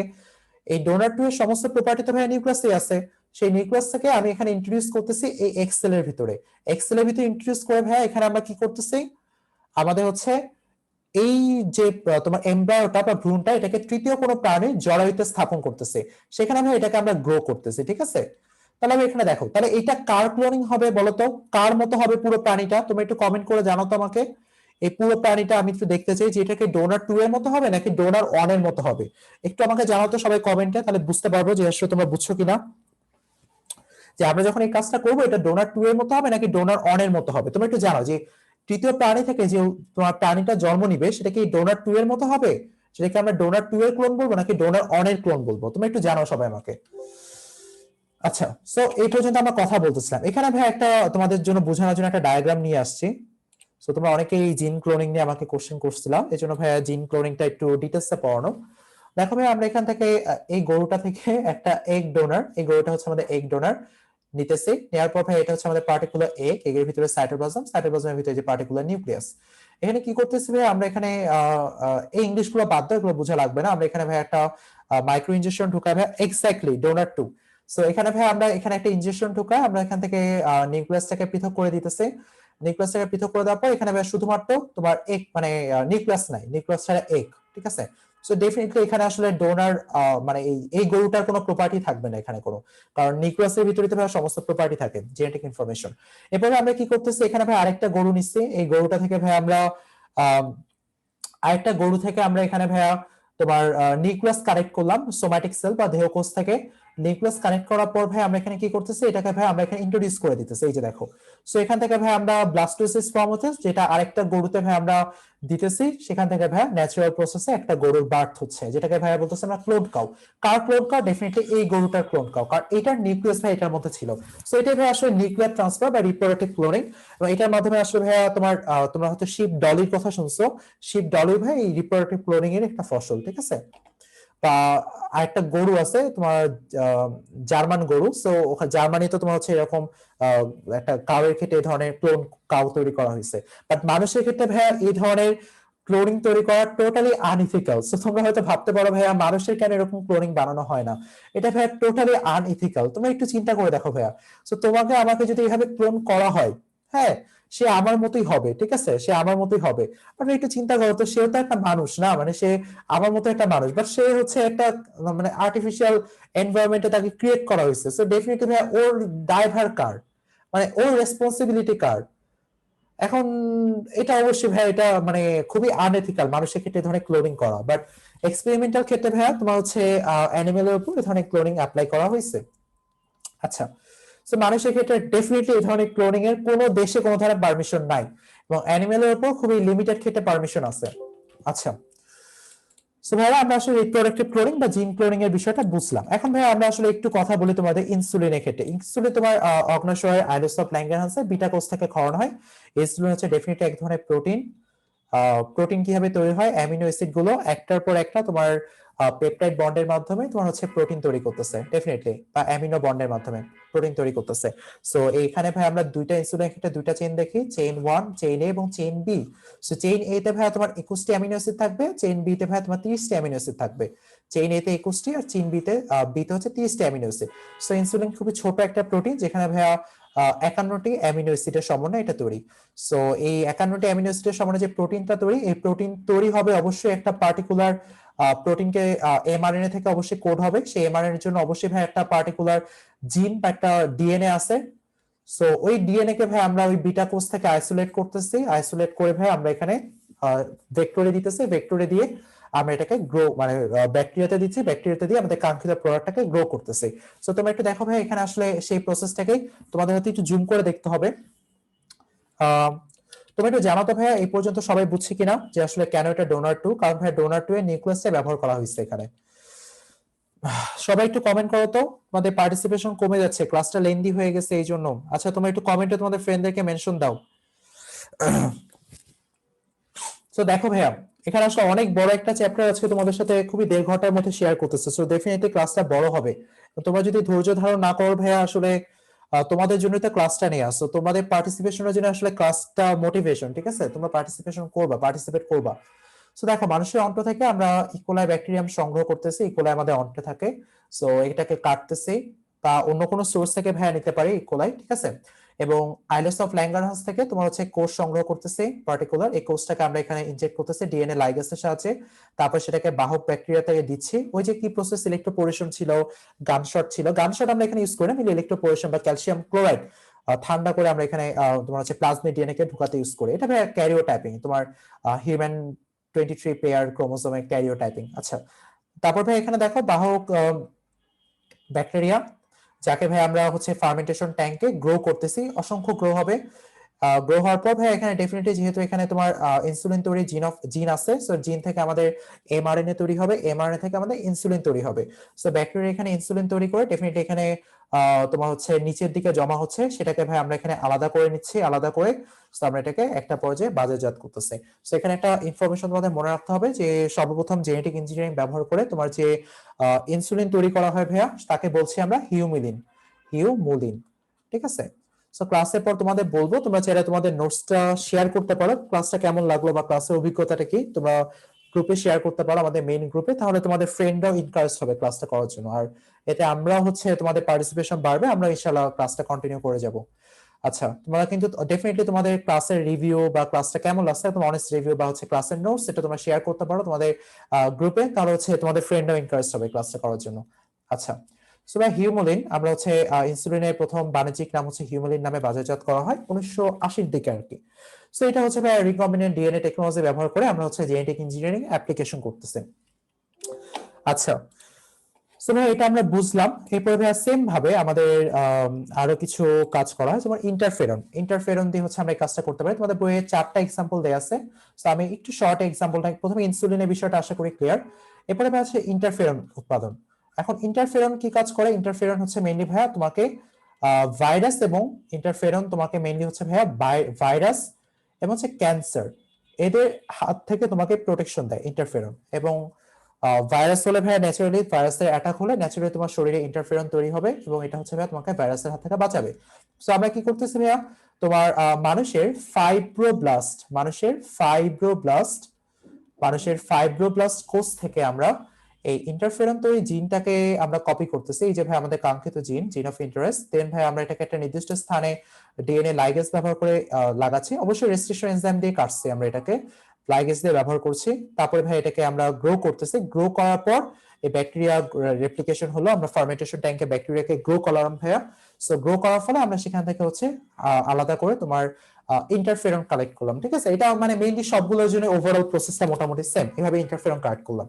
আচ্ছা, এরপরে ভাই আমরা আরেকটা পদ্ধতি দেখো ভাই, এখানে কিন্তু এই যে পদ্ধতিগুলো এমন না যে ইউনিভার্সাল, এইভাবে তোমাকে করতে হবে, তারা পদ্ধতি আছে। এখন ভাই 3 নাম্বার তোমার ইপিএ বা তোমার হচ্ছে আমাদের ইপিএ, সরি তোমার হচ্ছে tissue plasminogen activator, so TPA. So হচ্ছে আমাদের 3 number point TPA, tissue plasminogen activator. So এটা কি ভাইয়া? সো টিস্যু প্লাজমিনোজেন অ্যাক্টিভেটর বা টিপিএ। সো এটা মেইনলি আমরা কি করি, আমাদের রক্ত জমাট বাঁধার যে বিষয়টা ভাইয়া, রক্ত যে জমাট বাঁধে, সেই রক্ত জমাট বাঁধে অবশ্যই রক্ত জমাট বাঁধতে পারে, এবং রক্ত জমাট বেঁধে আসলে তোমার হার্টে রক্ত জমাট বাঁধতে পারে, ব্লকেজ হতে পারে, হার্ট অ্যাটাক হতে পারে, ঠিক আছে? সো আমরা যদি রক্ত জমাট বাঁধাটাকে গলাতে পারি, জমাট বাঁধা রক্তকে, সো ডেফিনেটলি এই তোমার কমপ্লেক্স সিচুয়েশন আমরা এড়াইতে পারবো। সো এই জন্য দরকার হয় আমাদের প্লাজমিন। সো প্লাজমিন যখন ব্লাডে থাকে তখন প্লাজমিনোজেন হিসেবে থাকে। প্লাজমিনোজেন হচ্ছে ইনঅ্যাক্টিভেটেড ফর্ম, যেটা ভাই কাজ করে না, প্লাজমিন হচ্ছে ভাই ইনঅ্যাক্টিভেটেড ফর্ম। সো এই প্লাজমিন যেহেতু ইনঅ্যাক্টিভেটেড ফর্ম ভাইয়া, প্লাজমিন কাজ করে না ডিরেক্টলি, এই ইনঅ্যাক্টিভেটেড প্লাজমিড তোমার হচ্ছে প্লাজমিনোজেন, এই প্লাজমিনোজেনকে অ্যাক্টিভেট করার জন্য ভাই আমরা টিস্যু প্লাজমিনোজেন অ্যাক্টিভেটর প্রোটিন ব্যবহার করি। এই টিস্যু প্লাজমিনোজেন অ্যাক্টিভেটর তোমার ইনঅ্যাক্টিভেটেড তোমার হচ্ছে প্লাজমোজিন কে হচ্ছে তোমার টিস্যু প্লাজমিনোজেন, এই প্লাজমিনোজেনকে ভাই তোমার কি কনভার্ট করে, কিসে? প্লাজমিনে কনভার্ট করে। সেই প্লাজমিন তোমার জমাট বাঁধা রক্তকে কি করবে, তোমার হচ্ছে খুলে দিতে সাহায্য করবে। এখানে ভাই টিপিএ তৈরির পার্টিকুলারলি হচ্ছে হ্যাঁ, আমিনা আপু জিজ্ঞেস করছো ফাইব্রোব্লাস্টের ব্যবহারটা। সো ফাইব্রোব্লাস্ট কোষ ভাই, এক ধরনের কোষ, ফাইব্রোব্লাস্ট হচ্ছে ভাই এক ধরনের কোষ যেখান থেকে আমরা কি করতেছি, ফাইব্রোব্লাস্ট হচ্ছে এক ধরনের কোষ যেখান থেকে আমরা হচ্ছে ভাইয়ারা ইন্টারফেরন তৈরির জিনটাকে নিয়ে আসতেছি রেজিস্ট্রেশন এনজাইম দিয়ে। সো ফাইব্রোব্লাস্ট হচ্ছে কোষ যেখান থেকে আমরা ইন্টারফেরন তৈরির জিনটাকে কপি করে আনতেছি, ফাইব্রোব্লাস্ট, ঠিক আছে। আর টিস্যু প্লাজমিনোজেন অ্যাক্টিভেটর, সো এটা হচ্ছে এক ধরনের প্রোটিন। সো আমরা কি করতেছি ভাইয়া, সো আমরা পার্টিকুলার এখানে দেখো যে কাজটা করব তোমার কাঙ্ক্ষিত এমআরএনএ, এটা ভাই একটু ডিফারেন্ট, এটা প্রসেসটা একটু ডিফারেন্ট। আমরা ভাই এখানে যেটা করব কাঙ্ক্ষিত এমআরএনএটাকে আনবো, কাঙ্ক্ষিত এমআরএনএ, যে এমআরএনএ ভাই তোমার টিস্যু প্লাজমিনোজেন প্রোটিনটাকে কোড করে। সো প্রথম স্টেপ 1, কাঙ্ক্ষিত এমআরএনএ আনবো, যে এমআরএনএ তোমার টিপিএ প্রোটিন কালেক্ট মানে কোড করে বা tissue plasminogen activator protein code করে। সেই এমআরএনএ থেকে ভাই আমরা রিভার্স ট্রান্সক্রিপশন প্রক্রিয়ায় কমপ্লিমেন্টারি ডিএনএ তৈরি করব। কমপ্লিমেন্টারি ডিএনএ তৈরি করলাম, এই কমপ্লিমেন্টারি ডিএনএ কে আমরা হচ্ছে ডিএনএ পলিমারেজ দিয়ে আমরা ডাবল স্ট্র্যান্ডেড করতে পারি, ডাবল স্ট্র্যান্ডেড করে ভাই আমরা এখানে প্লাজমিডে দিতে পারি, ঠিক আছে ভাই। সো আমরা এই প্রসেসের মাধ্যমে কাজটা করি এটা। সো আমরা তোমরা একটু বইটা পড়লে বুঝবা, আমার লেকচারের পর তোমরা একটু বইটা অবশ্যই দেখিও। এই এমআরএনএ থেকে ভাই আমরা সিডিএনএ তৈরি করতেছি, সিডিএনএ থেকে ভাই আমরা ডাবল স্ট্র্যান্ডেড ডিএনএ করে আমরা হচ্ছে প্লাজমিডের মধ্যে ডিএনএটাকে স্থাপন করতেছি, যেটা ভাই আফটার অল তুমি এরপরে গ্রো করতেছো, দেন গ্রো করে এনাফ তুমি টিস্যু প্লাজমিনোজেন অ্যাক্টিভেটর পেলা, যেটাকে ভাই আসলে ওষুধ হিসেবে নিচ্ছ, ঠিক আছে। সো এটা ভাই তোমার রক্ত জমাট বাঁধতে হেল্প করবে। আরেকটা ভাই হইতে পারে এরিথ্রোপয়েটিন। সো এটা আরেকটা ব্যবহার, এরিথ্রোপয়েটিন। এই এরিথ্রোপয়েটিন এই তোমার এটা ভাই আসলে কিডনি থেকে তৈরি হয় এরিথ্রোপয়েটিন। আমি বিষয়গুলো একটু ডিসকাস করে যাচ্ছি, ইনফরমেশনগুলো তোমরা বইতে পাবা, চারটা মেইনলি। সো এরিথ্রোপয়েটিনের প্রসেস তোমার রিকম্বিনেন্ট ডিএনএ যেভাবে তৈরি করতেছে ভাইয়া ওইভাবেই তৈরি করে। এই এরিথ্রোপয়েটিন মেইনলি ভাইয়া কিডনিতে তৈরি হয়। সো কিডনি থেকে ভাইয়া এই এরিথ্রোপয়েটিন তোমার ব্লাড হয়ে বোন ম্যারোতে যায় বা মেরুরজ্জুতে যায়। সো এই বোন ম্যারোতে যাওয়ার পর ভাইয়া এই এরিথ্রোপয়েটিন কি করে ভাই, এই বোন ম্যারোর কোষগুলোকে উদ্দীপ্ত করে বা স্টিমুলেট করে। সো এই বোন ম্যারোর কোষগুলোকে ভাই যদি স্টিমুলেট করে বা উদ্দীপ্ত করে, তাহলে ভাই এখান থেকে কি তৈরি হবে, বোন ম্যারো কোষগুলোকে যদি উদ্দীপ্ত করে বা স্টিমুলেট করে, সো এখান থেকে ভাই আরবিসি বা রেড ব্লাড সেল বা লোহিত রক্তকণিকা তৈরি হবে। সো যাদের কিডনি ভাইয়া বিকল হয়ে যায় তাদের আসলে এই এরিথ্রোপয়েটিন তৈরি হয় না। এই জন্য আমাদের আর্টিফিশিয়ালি এরিথ্রোপয়েটিন সাপ্লাই করতে হয়, যাতে ভাই রক্ত শূন্যতায় না ভোগে, যাদের কিডনি বিকল হয়ে গেছে রোগীরা যাতে রক্ত শূন্যতায় না ভোগে, তাহলে এই জন্য ভাই আমরা বাইরে থেকে এরিথ্রোপয়েটিন দিয়ে দিই। এই এরিথ্রোপয়েটিন তৈরি জিনটা আমরা হচ্ছে কালেক্ট করি তোমার রেজিস্ট্রেশন এনজাইম দিয়ে কেটে, তারপরে আমরা পার্টিকুলার ভেক্টরে ট্রান্সফার করতেছি, ভেক্টরে ট্রান্সফার করার পর আমরা ব্যাকটেরিয়ার ভিতরে দিতেছি, ব্যাকটেরিয়ার ভিতরে দেওয়ার পর আমরা একটা ফার্মেন্টেশন ট্যাঙ্কে ব্যাকটেরিয়াকে গ্রো করে এনাফ এরিথ্রোপয়েটিন তোমার হচ্ছে কালেক্ট করে দেন আমরা এটাকে ওষুধ হিসেবে রোগীকে দিচ্ছি। তো ঠিক আছে, এটা হচ্ছে তোমার এরিথ্রোপয়েটিনের ব্যবহার। সো মেইনলি তোমার বইতে 4 ধরনের ব্যবহার আছে। তো আরেকটা যদি এক্সাম্পল দেই ভাই, তোমরা একটু জানাও তো ভাইরা এই পর্যন্ত সবাই বুঝছে কিনা। আমাদের ক্লাস ইনশাআল্লাহ 5 মিনিটের মধ্যে শেষ হয়ে যাবে। আচ্ছা তোমরা একটু জানাও তো এই পর্যন্ত সবাই বুঝছে কিনা। তারপরে দেখো ভাইয়া, এবং ক্লাসটা কেমন লাগলো সেটা আমাকে জানাতে পারো। সো এরিথ্রোপয়েটিন, দেন হচ্ছে কিডনিতে, দেন হচ্ছে আরেকটা ভাই gene therapy. So gene therapy কি হচ্ছে ভাইয়া, জিন থেরাপি জিনিসটা হচ্ছে আমরা ত্রুটিপূর্ণ জিনকে, যেমন জিন থেরাপি এটা ভাই একটা অ্যাডভান্স প্রসেস, যেটার মাধ্যমে ভাইয়ারা আমরা ত্রুটিপূর্ণ জিনকে, ঠিক আছে ভাইয়া, এখানে জিন থেরাপি ব্যবহার করে আমরা ত্রুটিপূর্ণ জিনকে আমরা কি করি, আমাদের যে জিনটা আসলে কার্যকরী সেই জিন দিয়ে রিপ্লেস করে জিন থেরাপির মাধ্যমে, সেটা হচ্ছে ভাই জিন থেরাপি। এটা ইউজ করা হয় বর্তমানে চিকিৎসা ব্যবস্থায় ভাই, এটা তোমার একটা বিপ্লব আছে জিন থেরাপি। জিন থেরাপির মাধ্যমে অনেক রোগেরই চিকিৎসা করা possible gene therapy. So mainly biotechnologist বা বায়োলজিস্ট এই বিষয়গুলো নিয়ে কাজ করতেছে, তারা হচ্ছে রিসার্চ করে বিভিন্ন ধরনের জিন থেরাপি আছে ভাইয়া। সো জিন থেরাপির উপর বেস করে ত্রুটিপূর্ণ জিনকে আইডেন্টিফাই করে ভাইয়া আমরা হচ্ছে সেটাকে রিপ্লেস করতেছি জিন থেরাপি। সো ভাইরা এই পর্যন্ত আমরা বুঝলাম আশা করি। এরপর ভাই আমরা লাস্ট প্রসেস আছে ক্লাসে। আচ্ছা আরেকটা বিষয়, সেটা হচ্ছে মলিকুলার ফার্মিং। সো আরেকটা প্রসেস আছে ভাইয়া মলিকুলার ফার্মিং নিয়ে তোমাদের সাথে একটু কথা বলে নিই। Molecular farming, so molecular farming এটা হচ্ছে কি ভাইয়া জানো, মানে এটা হচ্ছে তোমার এই যে ট্রান্সজেনিক প্রাণী তৈরি করলা না, এই ট্রান্সজেনিক প্রাণীগুলো কিসের ভিত্তিতে, হয়তো তোমার হচ্ছে কিছু প্রাণী বেশি দুধ দেবে বা কিছু প্রাণী থেকে হচ্ছে আমরা বেশি তোমার হচ্ছে লোম পাবো, বা এই ধরনের যে ট্রান্সজেনিক আমাদের উদ্দেশ্যের জন্য তৈরি করতেছে। সো এদেরকে বলা হয় ভাইয়া বায়োরিয়েক্টর, ঠিক আছে, এই ওয়ার্ডটা তোমার মনে রাখতে পারো, এটাকে ভাইয়া বলা হয় বায়োরিয়েক্টর। কারণ এদের থেকে ভাইয়া আসলে আমরা বিভিন্ন ধরনের প্রোডাক্ট পাচ্ছি, ঠিক আছে, এটাকে বলা হচ্ছে ভাইয়া বায়োরিয়েক্টর, ঠিক আছে, মলিকুলার ফার্মিং বা বায়োরিয়েক্টর। সো এই বিষয়টা আশা করি ক্লিয়ার তোমার হচ্ছে, যেখানে হচ্ছে আমরা বিভিন্ন ধরনের প্রোডাক্ট পাচ্ছি আমাদের ছাগল থেকে, তারপরে হচ্ছে ভেড়া থেকে আমরা বিভিন্ন ধরনের প্রোডাক্ট পাচ্ছি, দুধ হতে পারে। সো অনেক ইনক্রিজড পরিমাণে আমরা সেখান থেকে উৎপন্ন করতে পারছি, এই জন্য ভাই এটাকে বলতেছে বায়োরিয়েক্টর, মলিকুলার ফার্মিং। এখন ভাই আজকে ক্লাসের লাস্ট টপিকটা নিয়ে একটু কথা বলি, সেটা হচ্ছে জিনোম সিকোয়েন্সিং। তোমরা হয়তো এই ওয়ার্ডটা অনেক শুনছো, যেমন হচ্ছে যে বর্তমানে যে COVID-19, so corona virus SARS-CoV-2, তার অনেকগুলো জিনোম সিকোয়েন্স করা হয়েছে এবং অনেকগুলো ল্যাব বিশ্ববিদ্যালয় হচ্ছে এটার সাথে জড়িত জিনোম সিকোয়েন্সের সাহায্যে। বাংলাদেশে অনেকগুলো জিনোম সিকোয়েন্স করা হয়েছে। এই জিনোম সিকোয়েন্স ওয়ার্ডটা এতবার শুনছো, পেপারে টেপারে শুনছো, টিভিতে শুনছো, এই জিনোম সিকোয়েন্স জিনিসটা কি সেটা নিয়ে একটু কথা বলে। এই জিনোম সিকোয়েন্সটা ভাই এটা আসলে অনেক অ্যাডভান্স একটা প্রসেস, এতটা অ্যাডভান্স না যেটা হচ্ছে মানে যারা বায়োলজিস্ট বা হচ্ছে যারা বায়োলজি নিয়ে অনেকদিন ধরে পড়ালেখা করতেছে বায়োলজিস্ট, তারা ভাই জিনোম সিকোয়েন্সিং প্রপার ভাই মেশিনারি থাকলে অবশ্যই এটা করা পসিবল। আচ্ছা, সো ভাই জিনোম সিকোয়েন্সিং আমরা একটু আসি। জিনোম সিকোয়েন্সের বিষয়টা কি? এই জিনোম সিকোয়েন্স ভাই আমাদের প্রত্যেকের যে এই যে তোমার ডিএনএ যে সিকোয়েন্স আছে, সিকোয়েন্সটা কিরকম ভাইয়া? আমাদের যদি ডিএনএ কে যদি তাকাই, তাহলে ভাই আসলে এ টি জি সি সি এ টি জি সি এ টি, সো ভাই এরকম ভাই চলতেই থাকে। তো এরকম ভাই আমাদের একদম একটার পর একটা তোমার হচ্ছে নিউক্লিওটাইড গুলো যুক্ত হয়ে ভাইয়া এরকম ভাইয়া পুরো জিনোমটা তৈরি করতেছে। তো তোমাদের একটু কিছু ইনফরমেশন দেই, কিছু ফ্যাসিনেটিং ফ্যাক্ট দেই ভাইয়া। সেটা হচ্ছে আমাদের হোল সেলে, আমরা যদি হোল ডিপ্লার সেলের কথা বলি, সো ডিপ্লার সেলে ভাইয়া জিনটাকে যদি আমি কোষ থেকে বের করে লম্বা করি ভাইয়া, একটা সেল থেকে তোমার ডিএনএ যে লেন্থটা আসবে সেটা ভাইয়া 2 মিটার।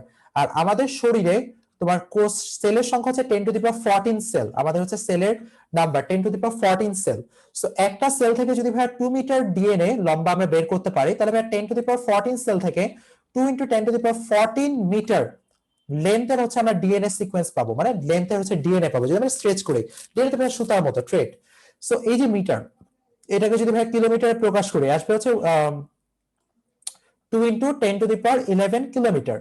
সো এগুলো ভাই জাস্ট আমাদের ডিএনএ যে কতটা ইমেজিং মলিকিউল সেটা বোঝানোর জন্য ভাইয়া জাস্ট আমি এক্সাম্পলটা দিচ্ছি। এবং পৃথিবী থেকে সূর্যের দূরত্ব ভাইয়া 15 কোটি কিলোমিটার, 1.5 × 10⁵ কিলোমিটার। সো এটা দেখো ভাই, একজন মানুষের একটা সেল থেকে, একটা ডিপ্লয়েড সেল থেকে যদি ডিএনএ কে স্ট্রেচ করো, তুমি পাচ্ছ 2 মিটার ডিএনএ। আর পুরো হিউম্যান বডিতে তোমার ডিএনএ আছে 10^14।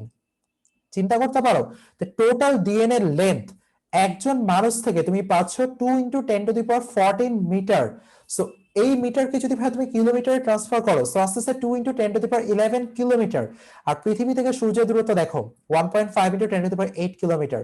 সো দেখলাম ভাই এটার 1300 গুণ, মানে তুমি সূর্যকে তুমি হচ্ছে চিন্তা করে দেখো 600 বার প্রদক্ষিণ করে আসতে পারবা। সো কত বড়, মানে কত তোমার হচ্ছে মানে অদ্ভুত এবং মানে মানে অ্যামেজিং এবং হচ্ছে সারপ্রাইজিং ব্যবস্থার ভিতরে, মানে এত কম্প্যাক্টনেস ডিএনএ এর মধ্যে, ঠিক আছে? কত হচ্ছে জোস একটা সিস্টেম আমাদের শরীরের ভিতরে। এই ডিএনএটা ভাইয়া আমরা যদি টোটাল বেস বলি, তোমার হচ্ছে এই যে জিনোম সিকোয়েন্সিং, এই জিনোম সিকোয়েন্সটা করা হয় ভাইয়া তোমার হচ্ছে 1990 এর দিকে শুরু হয়। পুরো বিশ্বেরই এটা একটা প্রতিষ্ঠিত এফোর্ট ছিল এবং যেটা শেষ হয় ভাইয়া হচ্ছে 2003 সালে। 13 বছর ধরে ভাইয়া পুরো মানুষের জিনোমকে সিকোয়েন্স করা হয়। পুরো 13 বছরে তোমার মানুষের জিনোমকে সিকোয়েন্স করা হয় এবং দেখা হয় যে মানুষের ডিএনএ টোটাল লেন্থ হচ্ছে 3.2 বিলিয়ন বেস পেয়ার। এই ইনফরমেশনটা তোমার মনে রাখো, মানুষের ডিএনএ লেন্থ হচ্ছে 3.2 বিলিয়ন বিপি বা বেস পেয়ার। তো না দেখো এরকম তোমার হচ্ছে 3.2 বিলিয়ন বেস পেয়ার পাবা তুমি যদি লিখো। সো এটা আসলে তুমি মানে কত বড়, মানে কত ইনফরমেশন তোমরা যদি একটু চিন্তা করো, কত ইনফরমেশন এখানে রিটেন আছে। পুরো মানে পুরো হোল বডি যেভাবে চলতেছে, কত মানে জোস একটা সিস্টেম। তোমরা জাস্ট ফিল করার চেষ্টা করো যে আসলে এত বড় একটা জিনোম, মানে এটা একটা সেলের মাত্র, একটা সেলের 3.2 বিলিয়ন। তো চিন্তা করে দেখো মানে তোমার each cell contains how much information, যেটা আজকে তুমি, আজকে আমি, আমাদের প্রত্যেককে তৈরি করছে। জিনোম সিকোয়েন্স তোমার হচ্ছে এরকম ভাবে পার্টিকুলার একটার পর একটা তোমার যে নিউক্লিওটাইড সিকোয়েন্স গুলো সাজানো আছে পার্টিকুলার এইভাবে করেছে এবং দেখতে পাচ্ছ এত বড়, কতদিন সময় লাগছে, 13 বছরের মতো সময় লাগছে। কতদিন তার মানে বুঝতে পারো এটা পুরো বিশ্বের একটা মানে মিলিত এফোর্ট ছিল। যেমন ভাইয়া বর্তমানে আমরা কোভিড-19 এর ভ্যাকসিন পেয়েছি, যেমন পুরো বিশ্বের একটা মিলিত এফোর্ট। সো সেরকম ভাইয়া genome sequence, human genome project নামে পরিচিত। এটা তোমার নেটে সার্চ দিলে পাবা human genome project, human genome project. So ভাইয়া এটা করা হয়, ঠিক আছে? আচ্ছা, সো আমি একটু কথা বলি ভাইয়া এই যে জিনোম সিকোয়েন্সিং, তাহলে বুঝতে পারছো এখানে ভাইয়া নিউক্লিওটাইড সিকোয়েন্স গুলো কিভাবে আছে সেটার সিকোয়েন্সিং একদম পার্টিকুলার অ্যালফাবেট গুলোকে আমরা আইডেন্টিফাই করলাম, ঠিক আছে? এখন এটার জন্য ভাই আসলে জিনোম সিকোয়েন্সিং জিনিসটা না অনেক অ্যাডভান্স, এটা নিয়ে আমরা খুব বেশি ডিটেইলসে যাচ্ছি না। বাট জিনোম সিকোয়েন্সে কি হয় পার্টিকুলার নিউক্লিওটাইড গুলো একটা সিকোয়েন্স পাওয়া যায় এবং করোনা ভাইরাস থেকে এটা সম্ভবত if I am not wrong 26,000-এর মতো আমি শুনছিলাম, 26,000 নিউক্লিওটাইড আছে, বেস পেয়ার আছে। সো একটু চেক করে দেখতে পারো তোমরা, সম্ভবত 26,000 25,000 এর মতো আছে। আর মানুষের ক্ষেত্রে ভাই সেখানে 3.2 বিলিয়ন বেস পেয়ার। সো একদম পার্টিকুলারলি এটিজিসি এরকম ভাই সিকোয়েন্সিংটা আমরা বলতেছি জিনোম সিকোয়েন্স, এবং এটা ভাই অনেকভাবে করা হয়। তোমার স্যাঙ্গার সিকোয়েন্সিং আছে, ডিএনএ স্যাঙ্গার সিকোয়েন্সিং। বর্তমানে ভাই আসলে নেক্সট জেনারেশন সিকোয়েন্সিং, যেটা ভাই সবচেয়ে আধুনিক পদ্ধতি, নেক্সট জেনারেশন সিকোয়েন্সিং। সো আমরা এটার ডিটেলসে যাচ্ছি না, এগুলো আমাদের লাগবেও না, স্যাঙ্গার সিকোয়েন্সও লাগবে না, এগুলো আসলে তোমাদের এই লেভেলের জন্য অ্যাপ্রোপ্রিয়েট না স্যাঙ্গার সিকোয়েন্সিং।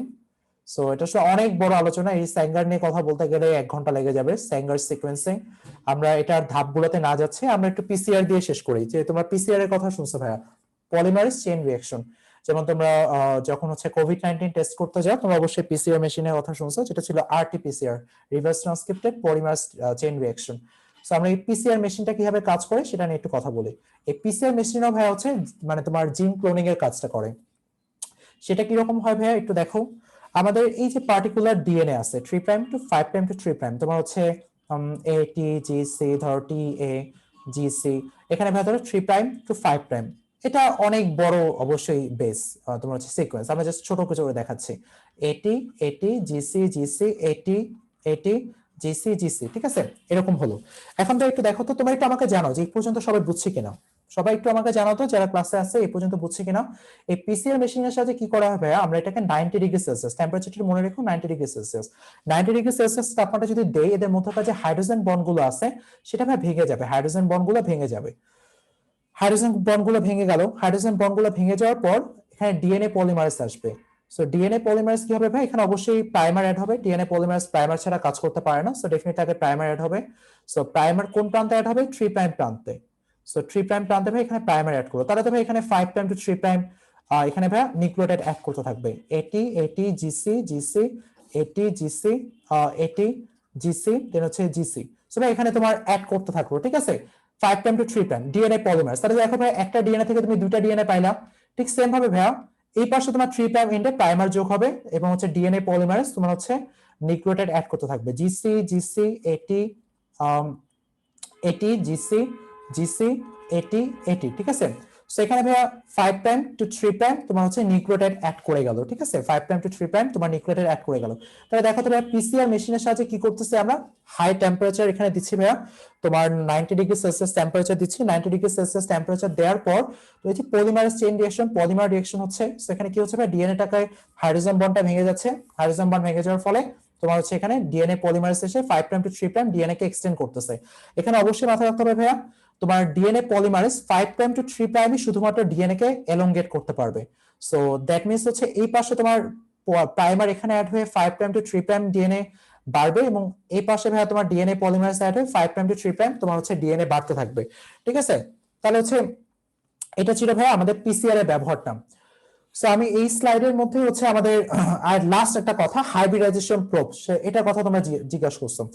এই জন্য ভাই আমাদের আরেকটা কনসেপ্ট নিয়ে একটু কথা বলি, সেটা হচ্ছে ভাইয়া ডিএনএ লাইব্রেরি। আমরা ডিএনএ লাইব্রেরি নিয়ে একটু কথা বলি। যেমন ভাই আমাদের বইয়ের লাইব্রেরি আছে, ডিএনএ এরও সেরকম লাইব্রেরি আছে, যেটা মেইনলি রিসার্চার সায়েন্টিস্টরা ব্যবহার করে, ডিএনএ লাইব্রেরি। সো ভাইয়া ডিএনএ লাইব্রেরি, ডিএনএ লাইব্রেরিটা ভাই দুই রকম, আমি এটার ডিটেলসে যাচ্ছি না। একটা হচ্ছে জিনোমিক লাইব্রেরি, একটা হচ্ছে ভাইয়া জিনোমিক লাইব্রেরি, আর একটা হচ্ছে ভাই আমাদের সিডিএনএ লাইব্রেরি বা complementary DNA library, cDNA library. So এই জিনোমিক লাইব্রেরিতে ভাই আমরা এখানে আসলে কোন একটা জীবের কোন একটা পার্টিকুলার জিনের আমরা ক্লোন গুলাকে স্টোর করে রাখি, যে আসলে কোন পার্টিকুলার প্রোটিনের জন্য কোন জিনটা দায়ী সেটা আমরা এখানে এই লাইব্রেরিতে বা ডেটাবেসে স্টোর করে রাখি। যেমন ভাই আমি যদি তোমাকে বলি যে ইনসুলিন, আজকে আমি ইনসুলিন প্রোটিনটা নিয়ে কাজ করতেছি বা ইনসুলিন হরমোনটা নিয়ে কাজ করতেছি, এখন যদি বলি ভাইয়া এই ইনসুলিন হরমোনটা তোমার কোন ডিএনএ সিকোয়েন্স বা কোন পার্টিকুলার জিনটা ভাই ইনসুলিন হরমোনটাকে এক্সপ্রেস করতেছে, ডেফিনেটলি বড়টা টাফ হবে, কারণ আমাদের একটা ডেটাবেস দরকার, ডেটাবেস এগুলো সাজানো আছে। সো ইনসুলিনের জন্য অবশ্যই ভাই একটা তোমার হচ্ছে পার্টিকুলার এমআরএনএ আছে, সেই এমআরএনএ অবশ্যই ইনসুলিন প্রডিউস করবে। সেই এমআরএনএ কে আমরা যদি রিভার্স ট্রান্সক্রিপ্টেজ করি তাহলে ভাই আমরা সিডিএনএ পাবো। এই সিডিএনএ কে যদি ভাই আমরা আবার ডিএনএ পলিমারেজ দেই তাহলে ডাবল স্ট্র্যান্ডেড ডিএনএ পাবো। সেখান থেকে পার্টিকুলারলি ভাই আমরা জিন of interest K find out করতে পারি। সো এইগুলো কিন্তু ভাই অলরেডি লাইব্রেরিতে দেয়া আছে, ডেটাবেসে দেয়া আছে। সো জিনোমিক লাইব্রেরিতে পুরো জিনোমের ইকোলার জন্য, মানুষের জন্য পুরো জিনোমিক লাইব্রেরি সাজানো আছে, পুরো সিকোয়েন্সিং, যেমন পার্টিকুলার প্রোটিনের জন্য কোন জিন দরকার পুরোটা সাজানো আছে। আরেকটা হচ্ছে ভাই সিডিএনএ বা complementary DNA library. Complementary DNA কি হবে? এমআরএনএ এর কমপ্লিমেন্টারি হবে বা মেসেঞ্জার আরএনএ এর কমপ্লিমেন্টারি হবে, যেটাকে বলছি ভাই আমরা সিডিএনএ লাইব্রেরি। মেসেঞ্জার আরএনএ এর কমপ্লিমেন্টারি হবে, মেসেঞ্জার আরএনএ এর কমপ্লিমেন্টারি হবে। আচ্ছা, সো এখানে ভাই আমি একটু হাইব্রিডাইজেশন প্রোবের বিষয়টা এক্সপ্লেন করি, যে এই যে ভাই আমাদের সিডিএনএ তো তোমার কমপ্লিমেন্টারি অনেক ডিএনএ আছে। সো ভাই আমরা যদি পার্টিকুলার এই ধরো তোমার পার্টিকুলার আমার দরকার হচ্ছে এই সিডিএনএ, এই কমপ্লিমেন্টারি ধরো এটি তোমার এইচজি সিটিএ, এই কমপ্লিমেন্টারি ডিএনএটা দরকার। সো কমপ্লিমেন্টারি ডিএনএ তোমাদের বলছি সিঙ্গেল স্ট্র্যান্ডেড হবে, ডেফিনেটলি কমপ্লিমেন্টারি ডিএনএ হবে সিঙ্গেল স্ট্র্যান্ডেড। এখন তোমাকে দরকার ভাই এই পার্টিকুলার ডিএনএ। এখন ভাই এই পার্টিকুলার ডিএনএ কে তুমি এত বড় লাইব্রেরি থেকে কিভাবে আনবা পৃথক করে? হ্যাঁ, এগুলোর জন্য অ্যাডভান্স প্রসেস আছে, বাট হচ্ছে আমরা এখানে হাইব্রিডাইজেশন প্রোব ইউজ করতে পারি। হাইব্রিডাইজেশন প্রোব কি ভাইয়া? এটারই কমপ্লিমেন্টারি একটা রেডিও অ্যাক্টিভ লেভেলড একটা ডিএনএ। সো ভাই রেডিও অ্যাক্টিভ লেভেল হওয়ার সুবিধা কি? এটারই কমপ্লিমেন্টারি। সো এটি এটি তোমার হচ্ছে এটি জিসি জিসি এটি জিসি, ঠিক আছে ভাই? এটারই কমপ্লিমেন্টারি এটা ডিএনএ, যেটা ভাই রেডিও অ্যাক্টিভ লেভেলড বা fluorescence levelled. So radio active level হওয়াতে ভাই এটাকে সহজেই আমরা আইডেন্টিফাই করতে পারবো। আমরা জানি ভাই, দেখো আমাদের দরকার এটা কিভাবে আসতেছে, আমাদের দরকার এই সিকোয়েন্সের সিডিএনএ, এই সিকোয়েন্সের কমপ্লিমেন্টারি ডিএনএ। সো এই সিকোয়েন্সের কমপ্লিমেন্টারি ডিএনএ কে আমরা কিভাবে ফাইন্ড আউট করবো? আমরা ভাইয়া এইরকম একটা তোমার হাইব্রিডাইজেশন প্রোব তৈরি করলাম। হাইব্রিডাইজেশন প্রোব বলতেছে ডিএনএ হাইব্রিডাইজেশন প্রোব। সো এইটা জানি ভাইয়া, এটা শুধুমাত্র এইটার সাথে বাইন্ড করতে পারবে। এই হাইব্রিডাইজেশন প্রোবটা ভাইয়া শুধুমাত্র এই ডিএনএ এর সাথে বাইন্ড করতে পারবে, অন্য কোনো ডিএনএ এর সাথে বাইন্ড করতে পারবে না। যেহেতু ভাইয়া এটার সিকোয়েন্স আমার নোন, যে ডিএনএটা দরকার আমরা ওইটার মতো করে একটা হাইব্রিডাইজেশন ডিএনএ তৈরি করতে পারি। সো এটা তোমার পার্টিকুলারলি এইটার সাথে বাইন্ড করলো। সো রেডিও অ্যাক্টিভ হওয়াতে ভাই আমরা ইজিলি এটাকে আমাদের যে হোল ডিএনএ লাইব্রেরি আছে সেখান থেকে আমরা আইসোলেট করতে পারি, কারণ ভাই এটা রেডিও অ্যাক্টিভ লেভেল। এটাকে বলতেছি ভাই আমরা হাইব্রিডাইজেশন প্রোব। এটাই ভাই হাইব্রিডাইজেশনের প্রোবের একটা ব্যবহার। সো ভাইরা ক্লাসটা আজকে এই পর্যন্ত। আমি তোমাদের এই ক্লাসের স্লাইডটা দিয়ে দিব ক্লাসের পর। তোমরা যারা ক্লাসের শেষ পর্যন্ত ছিল তাদেরকে অসংখ্য ধন্যবাদ ক্লাসটা করার জন্য, এবং হচ্ছে ডেফিনেটলি তোমরা ক্লাসের ম্যাটেরিয়ালসটা শেয়ার করতে পারো। আসলে অনেক বড় একটা ক্লাস ছিল, অনেকগুলো টপিক ছিল, তোমাদের অনেক জায়গায় প্রবলেম ছিল, তোমরা আমাকে বলেছো বা গ্রুপে বলেছো। সো এই জন্য হচ্ছে এত কিছু আসলে স্লাইডে কথা থেকে তোমরা হচ্ছে আশা করি আমার কথাগুলো ভালো করে শুনছো, কারণ স্লাইডে খুবই কম লেখা আছে, বেশিরভাগ কথা আমি মুখে বলছি, যাতে তোমরা একদম ফিল করতে পারো জেনেটিক ইঞ্জিনিয়ারিং এন্ড বায়োটেকনোলজি এই জিনিসটা কি ভাই একদম মলিকুলার লেভেলে যেন তোমরা ফিল করতে পারো। এই জন্য আসলে এত বড় একটা ক্লাস নেওয়া, কাইন্ড অফ আমি 2 ঘন্টা একটা ক্লাস নিচ্ছি, তোমাদের বিশাল একটা ক্লাস নিচ্ছি, ডেফিনেটলি তোমাদের যাতে পুরো একটা আইডিয়াটা ক্লিয়ার হয়ে যায়। এখন তোমরা ভাইয়া যে কিছু ইনফরমেশন আছে বইতে দেখলেই পারবা, সেগুলো খুবই সহজ। সো ভাইয়া যারা ক্লাসে ছিল তাদেরকে অনেক ধন্যবাদ। আমি হচ্ছে তোমাদের এই ম্যাটেরিয়ালসটা দিয়ে দিব। তাহলে দেখা হচ্ছে অবশ্যই অন্য একটি লাইভ ক্লাসে। সবাইকে ধন্যবাদ। আসসালামু আলাইকুম।